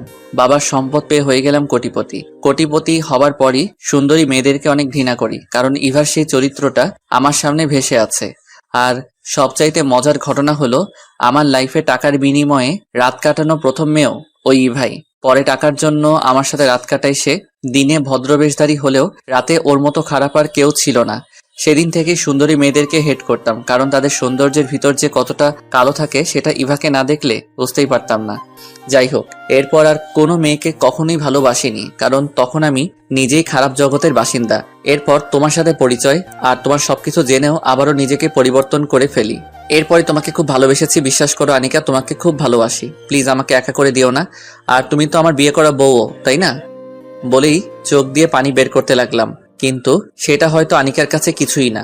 ওর মনে আমার জন্য একটু দয়া হলো না। ও তখনই বলে উঠল, আবিদ, আমি তোমার সব কিছু বুঝতে পারছি, কিন্তু তারপরেও আমি তোমাকে মেনে নিতে পারবো না। তবে দোয়া করি তুমি যেন ভালো একটা মেয়েকে বউ করতে পারো। আর তুমি এখন অনেক ভালো একটা ছেলে, তোমাকে যে কেউ পছন্দ করবে। আর আমার মতো খারাপ একটা মেয়েকে নিয়ে বেশি কিছু ভেবো না, আর ভাবলে ভুল করবে। আর একটা কথা মনে রেখো, আমি তোমার 2 মাসের জন্য বউ হয়েছি, সারা জীবনের জন্য না। আর সেই 2 মাস পার হতে আর মাত্র 7 দিন বাকি, এরপরই আমি চলে যাব। একটানা কথাগুলো বলেই আনিকা ছাদ থেকে চলে গেল আর রেখে গেল আমাকে। নিজেকে তখন অনেক বড় অসহায় লাগছিল। মনে হচ্ছে এই পৃথিবীতে আমার চেয়ে বড় অসহায় আর কেউ নেই। চোখ দুটো বারবারই ঝাপসা হয়ে যাচ্ছিল। ভাবতেই অবাক লাগে, আমার জীবনে ভালোবাসা বলতে কোনো জিনিস নেই। যাকে যাকে ভালোবাসলাম তারাই দূরে ঠেলে দিল আমায়। অনেকক্ষণ ছাদে একা একা দাঁড়িয়ে চোখের জল ফেলেছিলাম। চোখ দুটো অনেক ফুলে গেছে, মনে হচ্ছে অনেক ঘুম পাচ্ছে। তাই রুমে চলে গেলাম। গিয়ে দেখলাম আনিকা নিজের মতো করে ঘুমিয়ে আছে। আনিকাকে আর জাগালাম না, চুপ করে খাটে শুতে গেলাম, কিন্তু শুয়ে থাকতে পারলাম না। আজ কেন জানি ওর সাথে শুয়ে থাকতে খুব বেশি কষ্ট হচ্ছে। বারবার মনে হচ্ছে আর তো মাত্র কয়েকটা দিন, এরপর তো আমাকে একাই থাকতে হবে। খাট থেকে নেমে পড়লাম, তারপর সোফায় গিয়ে শুয়ে পড়লাম। কখন ঘুমিয়ে পড়েছি সেটা হয়তো মনে নেই, তবে যখন ঘুমটা ভেঙে গেছে তখন ঠিক ঘড়িতে রাত 3টা বেজে 39 মিনিট। একদমই ঘুম আসছে না, ঘুমহীন ভাবে রাতটা কেটে গেল। সকালবেলা আনিকাকে হসপিটালে রেখে অফিসে চলে গেলাম। অফিস থেকে ফিরে আবার হসপিটালে গেলাম, কারণ আজকে আনিকার আম্মুকে বাসায় নেওয়ার কথা।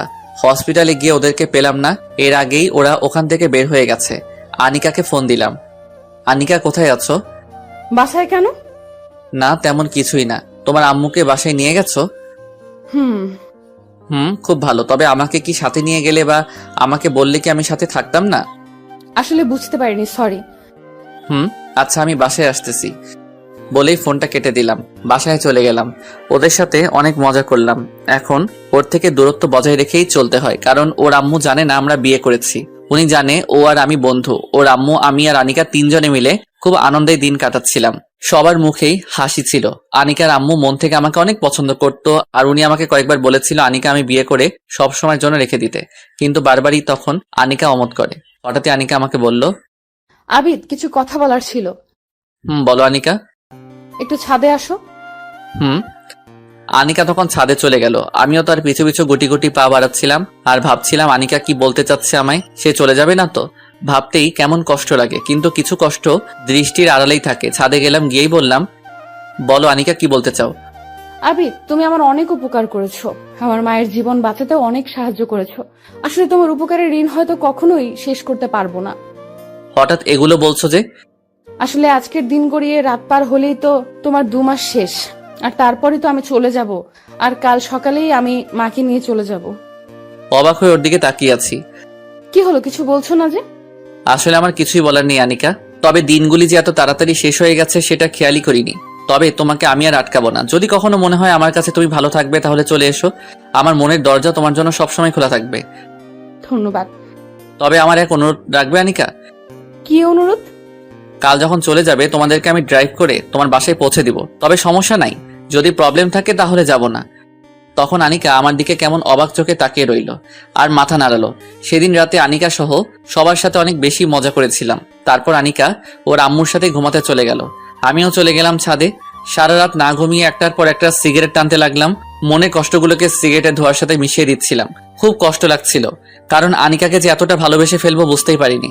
আর ওর কি দোষ? ও নিজেও তো অন্য আরেকজনকে ভালোবাসে। আমি যেমন আনিকাকে কাছে পেতে চাই, ঠিক তেমন ও নিজেও তো ওর ভালোবাসার মানুষকে কাছে পেতে চাই। এই কথাগুলো বলেই নিজেকে বারবার সান্ত্বনা দিচ্ছিলাম। হঠাৎই ফজরের আজান দিচ্ছে। আজান শুনে ছাদ থেকে নেমে রুমে চলে গেলাম। সকালে খাওয়া দাওয়া করে ওদের বাসার উদ্দেশ্যে রওনা দিলাম। খুব দ্রুত গাড়িটা চলছে, আর খুব দ্রুতই হারিয়ে যাচ্ছে আমার আনিকা। বিকেলের দিকে ওদের বাসায় পৌঁছে গেলাম। ওদেরকে নামিয়ে দিয়েই, আনিকা আমি তাহলে চলে যাচ্ছি, ভালো থেকো, আর মায়ের প্রতি যত্ন নিও। সে কি বাবা, তুমি মাত্র আমাদেরকে বাসায় পৌঁছে দিছো, এখন তুমি নিজেই অনেক ক্লান্ত, একটু রেস্ট নাও, খেয়ে দে তারপর যাও। না গো মা, সব জায়গায় থাকার আর খাওয়ার অধিকার হয়তো আল্লাহ সবার কপালে লিখেনি, তবে আপনি বলেছেন এতেই আমি খুশি। আনিকা আমি চলে যাচ্ছি, ভালো থেকো। একটু থেকে গেলে কি হয় না? না আনিকা, তুমি তো জানোই আজকে আমার কাজ শেষ, আজ আমি অপ্রয়োজনীয়। যাই হোক, ভালো থেকো আনিকা, অনেক সুখে থেকো। তুমিও সুখে থেকো, আর ভালো একটা মেয়ে দেখে বিয়ে করে সুখে সংসার করো।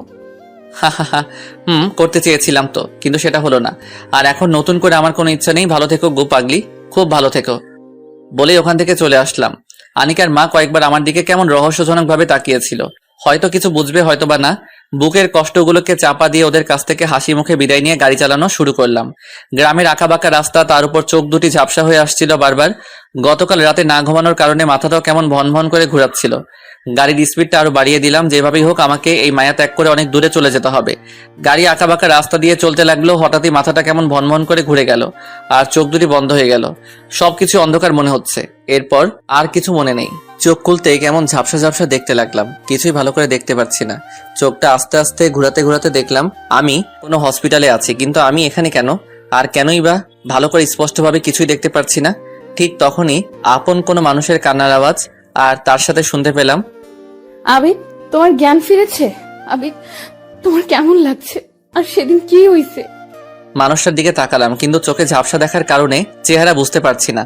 তবে কণ্ঠ শুনে বোঝা যায় এটা আনিকা, কিন্তু আমি ভালোভাবে দেখতে পারছি না কেন। ঠিক তখনই চিৎকার দিয়ে উঠলাম, আর আমার মুখ থেকে আপনা আপনি বের হয়ে গেল, আমি ভালো করে দেখতে পারছি না কেন, সবকিছু এমন ঝাপসা লাগছে কেন। কি বলছো আবিদ, তুমি ভালো করে দেখতে পারছো না? না, আমি কাউকে ভালোভাবে দেখতে পারছি না। আমার চোখের কি হলো? না, তোমার কিছুই হতে পারে না। Doctor, doctor. ঠিক তখনই ডাক্তার এসে হাজির। কি হয়েছে? আর রোগীর জ্ঞান কখন ফিরেছে? একটু আগেই ফিরছে। ডাক্তার, আবিদ ভালো করে কিছু দেখতে পারছে না কেন? ওর চোখের কি হয়েছে? আসলে, আচ্ছা, আপনি আমার সাথে আমার চেম্বারে আসুন। ডাক্তার সাহেব, সমস্যা নাই, আপনি এখানেই বলুন, আমিও শুনতে চাই। আসলে আবিদ সাহেব, অ্যাক্সিডেন্টের সময় আপনার মাথায় অনেকটাই আঘাত পড়ে, কিন্তু তার চাইতে বেশি আঘাত পড়ে আপনার দুই চোখে।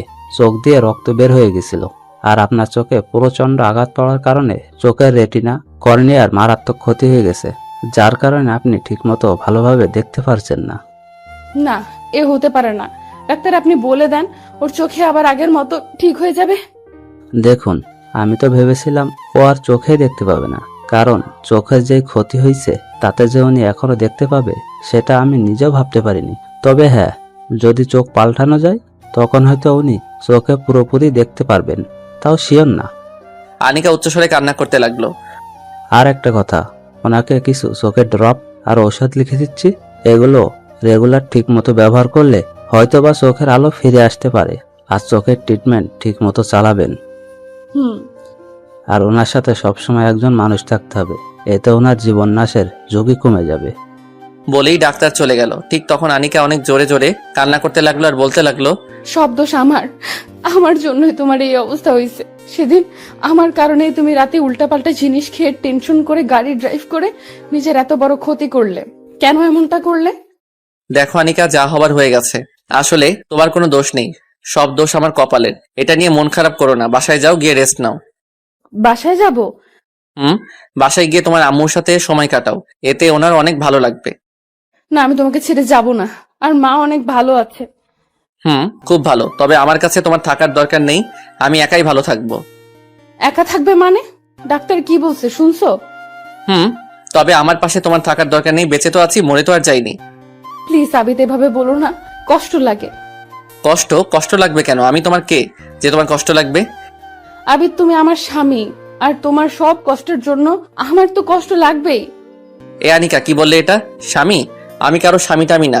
আর হ্যাঁ, আমার কাছে না এসে তোমার ভালোবাসার মানুষের সাথে সুখে সংসার করো। প্লিজ আবিদ, এভাবে বলো না। আসলে তুমি জানো আমার মতো একটা খারাপ মেয়ের সাথে লাইফে না জড়াও, সেই জন্য সেদিন মিথ্যা কথা বলেছিলাম। খুব ভালো করেছো, এখন তুমি আসতে পারো। প্লিজ আবিদ, এমন করো না। আর আমার কি বা করার ছিল? একটা মেয়ের অনেক কষ্টে সঞ্চিত সম্পদ হলো তার ইজ্জত, যেটা প্রত্যেকটা মেয়ে অনেক কষ্টে আগলে রাখে আর তার স্বামীর হাতে সেটা তুলে দেয়। আর আমার কাছে কি বা ছিল যেটা তোমাকে দিব?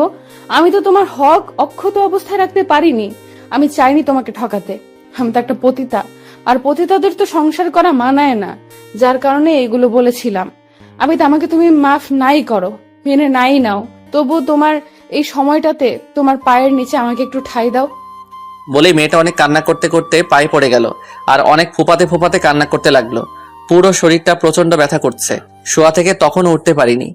আর আনিকার এমন কীর্তি দেখে আমার ঝাপসা চোখগুলো আরো বেশি ঝাপসা হয়ে গেল। চাইলেই আনিকাকে আজ অনেক কিছু বলতে পারতাম, কারণ তার একটা মিথ্যা কথার জন্যই আমার আজ এই অবস্থা। সেদিন রাতে এত ড্রিঙ্ক না করলে হয়তো আজ এমন হতো না। কিন্তু আনিকাকে কিছুই বলতে পারলাম না, কারণ ভালোবাসার টান যে এতটা ভয়াবহ, যেটা সত্যিকারের প্রেমিক ছাড়া আর কেউ অনুভব করতে পারে না। আনিকা, পা ছেড়ে দাও। আসলে কি বলবো বুঝতেই পারছি না। সেদিন তুমি তোমার অবস্থানের কথা চিন্তা করে আমার কাছ থেকে দূরে সরে গিয়েছিলে। আজ যদি আমি আমার এই করুণ অবস্থার কথা চিন্তা করে তোমাকে আমার জীবনে আর নাই জড়াই। কথাটা বলতে আনিকা চিৎকার দিয়ে কেঁদে উঠল। প্লিজ আবিদ, এমনটা করো না। দরকার পড়লে তোমার যত প্রকার শাস্তি আছে সব আমাকে দাও, তারপরও এমন করো না। আর তুমি হয়তো জানো না, তোমার বুকে মাথা না রাখলে এখন আর ঘুমই আসে না। খুব কষ্ট হয়, বুক সেটে কান্না আসে, অসহ্য মরণ যন্ত্রণা লাগে। এগুলোর একটাই কারণ, আমিও যে তোমায় ভালোবাসি, কিন্তু নিজে একটা পতিতা বলে সেগুলো প্রকাশ করতে কখনোই সাহস পাইনি। প্লিজ আমাকে ফিরিয়ে দিও না। আমাকে না হয় তোমার ওই দিনগুলোতে তোমার পাশে থাকার সুযোগ দাও। তুমি সুস্থ হলে না হয় আমাকে তাড়িয়ে দিও। প্লিজ আমাকে এখন তোমার পাশে থাকতে দাও।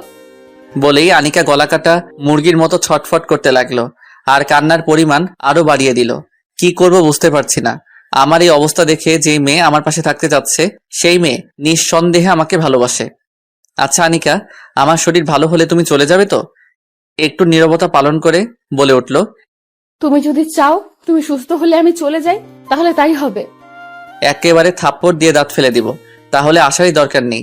যদি সারা জীবনের জন্য আমার কাছে আসতে পারো তাহলে এসো, আর যদি না পারো ক্ষণিক সময়ের জন্য আসার দরকার নেই। আমি রাজি, কখনোই তোমাকে ছেড়ে যাব না। জীবন থাকতে তোমাকে একা করব না। আর আমাকে অনেক ভালোবাসতে হবে কিন্তু। নিজের চাইতেও বেশি ভালোবাসবো তোমায়। হুম একটা কথা বলবো? হুম তোমার শরীরে খুব ব্যথা করছে, তাই না? হুম যদি অনুমতি দাও তাহলে তার অর্ধেক ভাগ আমি নিব। কিভাবে? আগে অনুমতি দাও।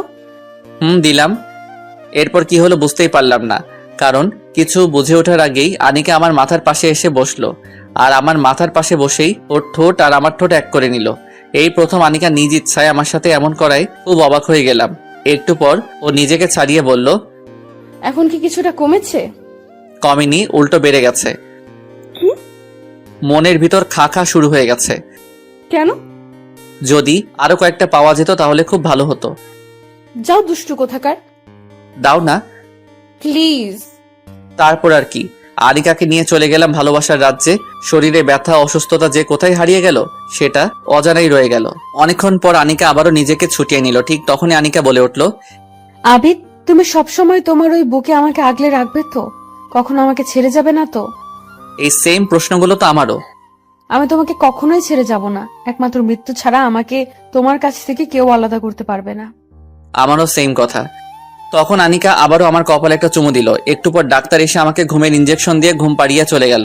আমার আর কিছুই মনে নেই। হঠাৎ ঘুমটা ভেঙে গেল। চারিদিকে একদম নিশ্চুপ। হাতটা উঠাতে যাব কিন্তু পারলাম না। ঝাপসা ঝাপসা চোখে ঝাপসা ভাবে দেখতে পেলাম আনিকা আমার হাতটাকে তার মুখের উপর রেখে আমার বেডের নিচে শুয়ে আছে। ওকে মাত্র একটা ডাক দিতে ও সজাগ হয়ে গেল। আনিকা। কি? তুমি ঘুম থেকে কেন উঠছো? আর তোমার কি কিছু লাগবে? না, কিন্তু দেখো তো এখন কয়টা বাজে? রাত 3টা। কি, তুমি এত রাতে এখানে কেন? বাসায় যাওনি? বাসা? কোথায় আমার বাসা? আমার বাসা তো তুমি যেখানে থাকবে সেইখানে আমিও থাকবো। তখন বেড থেকে উঠতে চাইলাম কিন্তু উঠতে পারছি না। কেন? পা দুটো যেন শক্ত কোনো কিছুর সাথে বেঁধে রাখা হয়েছে। গতকাল কি এমন ছিল না? তাহলে আজ কেমন লাগছে কেন? আনিকা দেখো তো আমার পা কিসের সাথে বাঁধা? কোপানোর আওয়াজ। এই তোমাকে জিজ্ঞাসা করছে আমার পা কোথায় বাঁধা। পা দুটো একদমই নাড়াতে পারছি না, কিন্তু তুমি কান্না করছো কেন? পা দুটো এখন নাড়ানোর দরকার নেই। কেন? আসলে বলে আবারও কান্না শুরু করে দিল। আরে কান্না করছো কেন, বলবে তো। আমার পায়ের কি হয়েছে? অ্যাক্সিডেন্টে তোমার দুটো পায়ে ভেঙে গেছে আর এখন ব্যান্ডেজ করা আছে, তাই পা নড়াতে পারছো না। কথাটা শুনে কিছুক্ষণের জন্য নিস্তব্ধ হয়ে গেলাম। গতকালও মনে করেছিলাম হয়তো শরীর ব্যথার কারণে পা নাড়াতে পারছি না, আর আজ আমি এটা কি শুনছি, আমার পা ভেঙে গেছে। পোড়া কপাল আমার। ছোটবেলায় মা বাবাকে হারিয়ে এতিম হয়ে বহু কষ্টে জীবনযাপন করলাম। বড় হয়ে হলাম একটা বাজে ছেলে। যখনই ভালো হতে চাইলাম ঠিক সেই মুহূর্তে কত ঝড় ছুটে আসলো আমার জীবনে। চোখের সাথে যে পায়েরও এমন অবস্থা হবে ভাবতেই পারিনি। ওপরের দিকে তাকিয়ে বললাম, আল্লাহ তুমি পারোই বটে, তবে আমার আজ কোনো কষ্ট নেই। সবকিছুর বিনিময়ে তুমি আমার পাগলিটাকে আমার বুকে ফিরিয়ে দিছো, এটাই আমার কাছে অনেক। আবিদ, তুমি কান্না করো না, দেখবে আস্তে আস্তে সব ঠিক হয়ে যাবে। হয়তোবা, কিন্তু আনিকা আমার মনে হয় তোমার চলে যাওয়াই ভালো। আমার মতো একটা অচল আমার মুখে হাত দিয়ে কথা বলতে দিবল না। দেখো আবিদ, উল্টাপাল্টা কথা বলবে না। এই একই কথা যদি আমিও বলি, যখন তোমার সব কিছু ঠিক ছিল, তোমার কোনো সমস্যা ছিল না, তখন আমার মতো হতদরিদ্র একটা পতিতাকে কেন ভালোবেসেছিলে? একটা পতিতাকে এতটা ভালোবাসা পায়? চাই, মন থেকে চাইলে সবকিছু সম্ভব। ঠিক একই কথা আমারও। মন থেকে চাইলে একটা অচল মানুষকেও ভালোবাসা যায়। আর হ্যাঁ, তোমাকে আমি আবার আগের মতো গড়ে তুলবো। তুমি একদমই ভেঙে পড়বে না। কি বলবো বুঝতেই পারছি না। এই ভালোবাসাটা যদি আগে দেখাতো তাহলে হয়তো এত কিছু হতো না। তারপর আমি সুখী, কারণ ও তো আমাকে এখন ভালোবাসে। আচ্ছা আনিকা, ঘুমিয়ে পড়ো। তুমিও ঘুমাও। দুজনে শুয়ে পড়লাম, কিন্তু দুজনের জায়গাটা একদমই ভিন্ন। আমি শুয়ে আছি হসপিটালের বেডে, আর পাগলিটা শুয়ে আছে অর্ধেক বসে। মাথাটা আমার বেডের আমার মাথার সাইডে, আর শরীরটা হসপিটালের ফ্লোরে। গভীর রাত, হয়তোবা রাতটা প্রায় শেষ, চোখে ঘুম নেই, শুধু আনমনে তখন আনিকার কথাই ভাবছি। মেয়েটার সুন্দর জীবনটা আমার মতো একটা অচলের সাথে শেষ করে দিবে। চাইলে তো ওর জীবনটাও এখন ভালো করে সাজাতে পারে, কিন্তু তা করছে না কেন? তাহলে কি ভালোবাসার জোরেই ও এমন করছে? ভাবতে ভাবতে ফজরের আজান। আজান শুনে চোখটা বন্ধ করে ফেললাম আর ঘুমানোর মিথ্যা অভিনয় করলাম, কারণ আনিকা ইতিমধ্যে জেগে গেছে। ও উঠেই বাইরের দিকে গেল, আর একটু পর আবারও ফিরে এলো। দরজাটা অফ করে ও বেডের এক সাইডে চলে গেল। চোখে ঝাপসা থাকার কারণে তেমন স্পষ্টভাবে দেখতে পাচ্ছি না, তবে যতটা বুঝতে পারছি ও হয়তোবা নামাজ পড়ছে। কিছুক্ষণ পরে আমার ধারণাটা ঠিক হলো, কারণ ও কান্না করছিল আর আমার জন্য আল্লাহর কাছে দোয়া করছিল। বারবারই বলছিল, আল্লাহ তুমি আবিদকে ভালো করে দাও, সুস্থ করে দাও। দরকার পড়লে আমার জীবন নিয়ে নাও, তবু ওকে ভালো করে দিও, সুস্থ করে দাও। আনিকার কান্নাটা কেন জানি সহ্য করতে পারছি না। নিজের ঝাপসা চোখ দুখানা আরো ঝাপসা হয়ে গেল। একদম নিস্তব্ধ হয়ে আজ যাচ্ছি ওর এমন কীর্তি দেখে। হঠাৎই ওর নামাজ শেষ করে হয়তো আমার দিকে তাকিয়েছে, আর আমাকে কান্না করতে দেখে ও আমার কাছে আসলো আর বলতে লাগলো, কান্না করছো কেন? খুব বেশি কষ্ট হচ্ছে তোমার? অনেক খারাপ লাগছে তোমার, তাই না? দেখবে আল্লাহ ঠিক তোমাকে ভালো করে দিবে। হুম একদম কান্না করবে না, আমি তো তোমার পাশেই আছি, তাই না? হুম তুমি কান্না করলে যে আমার খুব কষ্ট হয় আবিদ, অনেক কষ্ট লাগে, নিজেকে অনেক বড় অপরাধী মনে হয়। প্লিজ কান্না করো না। কিছুই আর বললাম না। একটা দীর্ঘশ্বাস ফেলে চোখ দুটো বন্ধ করে রাখলাম। এভাবেই হসপিটালে কেটে গেল প্রায় একটা মাস। এই একটা মাসে আনিকার সেবা আর ট্রিটমেন্ট সব মিলিয়ে আমার অবস্থা খুবই ভালো। তবে চোখে এখনো ঝাপসা দেখি। চোখে ঝাপসা দেখলেও সবকিছু বুঝতে পারি। আর পায়ের অবস্থা অনেক ভালো। হয়তো সামনের সপ্তাহে আমাকে বাসায় নেবার কথা বলেছে ডাক্তার। দেখতে দেখতে একটা সপ্তাহ কেটে গেল। এতগুলি দিন কেটে গেল বুঝতেই পারিনি, আর বুঝবোই বা কিভাবে? যার পাশে এমন একজন আছে সে কষ্টে থাকলেও তো অনেক সুখী। সত্যি বলতে এতগুলো দিন আনিকা আমাকে ছাড়া একটা মুহূর্ত আমার কাছ থেকে দূরে যায়নি। ওর আম্মু সহ দুজনেই একের পর এক আমার সাথে সময় দিয়েছে, সেবা করেছে। আর আনিকার কথা কি বলবো, সকাল থেকে শুরু করে আর রাত শেষ হওয়া অবধি মেয়েটা আমার পাশেই থাকতো, অনেক উৎসাহ দিত। বারবারই বলতো, আবিদ তুমি আবারও ঠিক হয়ে যাবে, তোমার কিছুই হবে না, আজ আমাকে বাসায় নিয়ে যাবে। এখনো পা ঠিক হয়নি, তবে বাসায় নেওয়া যাবে আমাকে। তাই আনিকাকে বললাম এই 4 দেয়াল ছেড়ে যেন আমাকে বাসায় নিয়ে যেতে, আর তাই আমাকে বাসায় নিয়ে যাচ্ছে। পায়ে এখনো ব্যান্ডেজ, এমন অবস্থায় বেডে করে গাড়িতে করে আমাকে বাসায় নিয়ে যাচ্ছে। অবশেষে আবারও আমাকে বাসায় নেওয়া হলো, আর আনিকার আম্মু আমাদের সাথেই থাকবে। ও ভালো কথা, আপনাদের তো বলাই হয়নি, আনিকার আম্মুকে আমাদের বিয়ের কথা বলে দিয়েছি, আর উনি তখন আমাদের মেনে নেয়। যাই হোক, আমাকে বেডে করেই আমার রুমে নেওয়া হলো। রুমে নেওয়ার পরই সবাই চলে গেল, আর আনিকার আম্মু তখন ফ্রেশ হতে ওয়াশরুমে চলে যায়। কিন্তু আনিকা তখনও আমার পাশে দাঁড়িয়ে আছে। আনিকা দাঁড়িয়ে আছে কেন? আমার পাশে বসো। আচ্ছা আনিকা, তোমার বিরক্ত লাগে না? বিরক্ত? কিন্তু কেন? এই যে এতটা দিন ধরে আমার মতো একটা অচলের পাশে সময় দিচ্ছ। এই একদম উল্টাপাল্টা কথা বলবে না, তাহলে কিন্তু। আচ্ছা আর বলবো না, একটু কাছে আসবে? আনিকা আমার কাছে আসতে ওর কপালে ভালোবাসার পরও সেঁকে দিলাম। আর তখন আনিকাও আমার কপালে একটা চুমু দিয়েই বলে উঠল, এই পাগলটাকে বড্ড বেশি ভালোবাসি, অনেক বেশি ভালোবাসি, খুব ভালোবাসি। ভালোবাসা কি জিনিস হয়তো আনিকাকে আমার জীবনে না পেলে কখনোই বুঝতে পারতাম না। মানুষ পতিতাদের ঘৃণা করে, কিন্তু মানুষগুলো কেন পতিতা হয়? হয় আমাদের মতো কিছু মানুষদের জন্যই। তবে হ্যাঁ, এই সকল মানুষদেরকে ভালোবাসতে পারলে কখনোই বৃথা যাবে না, কারণ তাদের জীবনে একটু ভালোবাসার আলো ফুটাতে পারলে তারাও সবকিছু ছেড়ে দিয়ে সমাজকে, আপনার আমার জীবনকে সুন্দর করে আলোতে নিজেদের পরিণত করে। ভালোবাসি আনিকাকে, খুব বেশি ভালোবাসি। প্রতিদিন ভালোবাসার নতুন নতুন গল্প পেতে চ্যানেলটি সাবস্ক্রাইব করে পাশে থাকা বেল বাটনে ক্লিক করুন।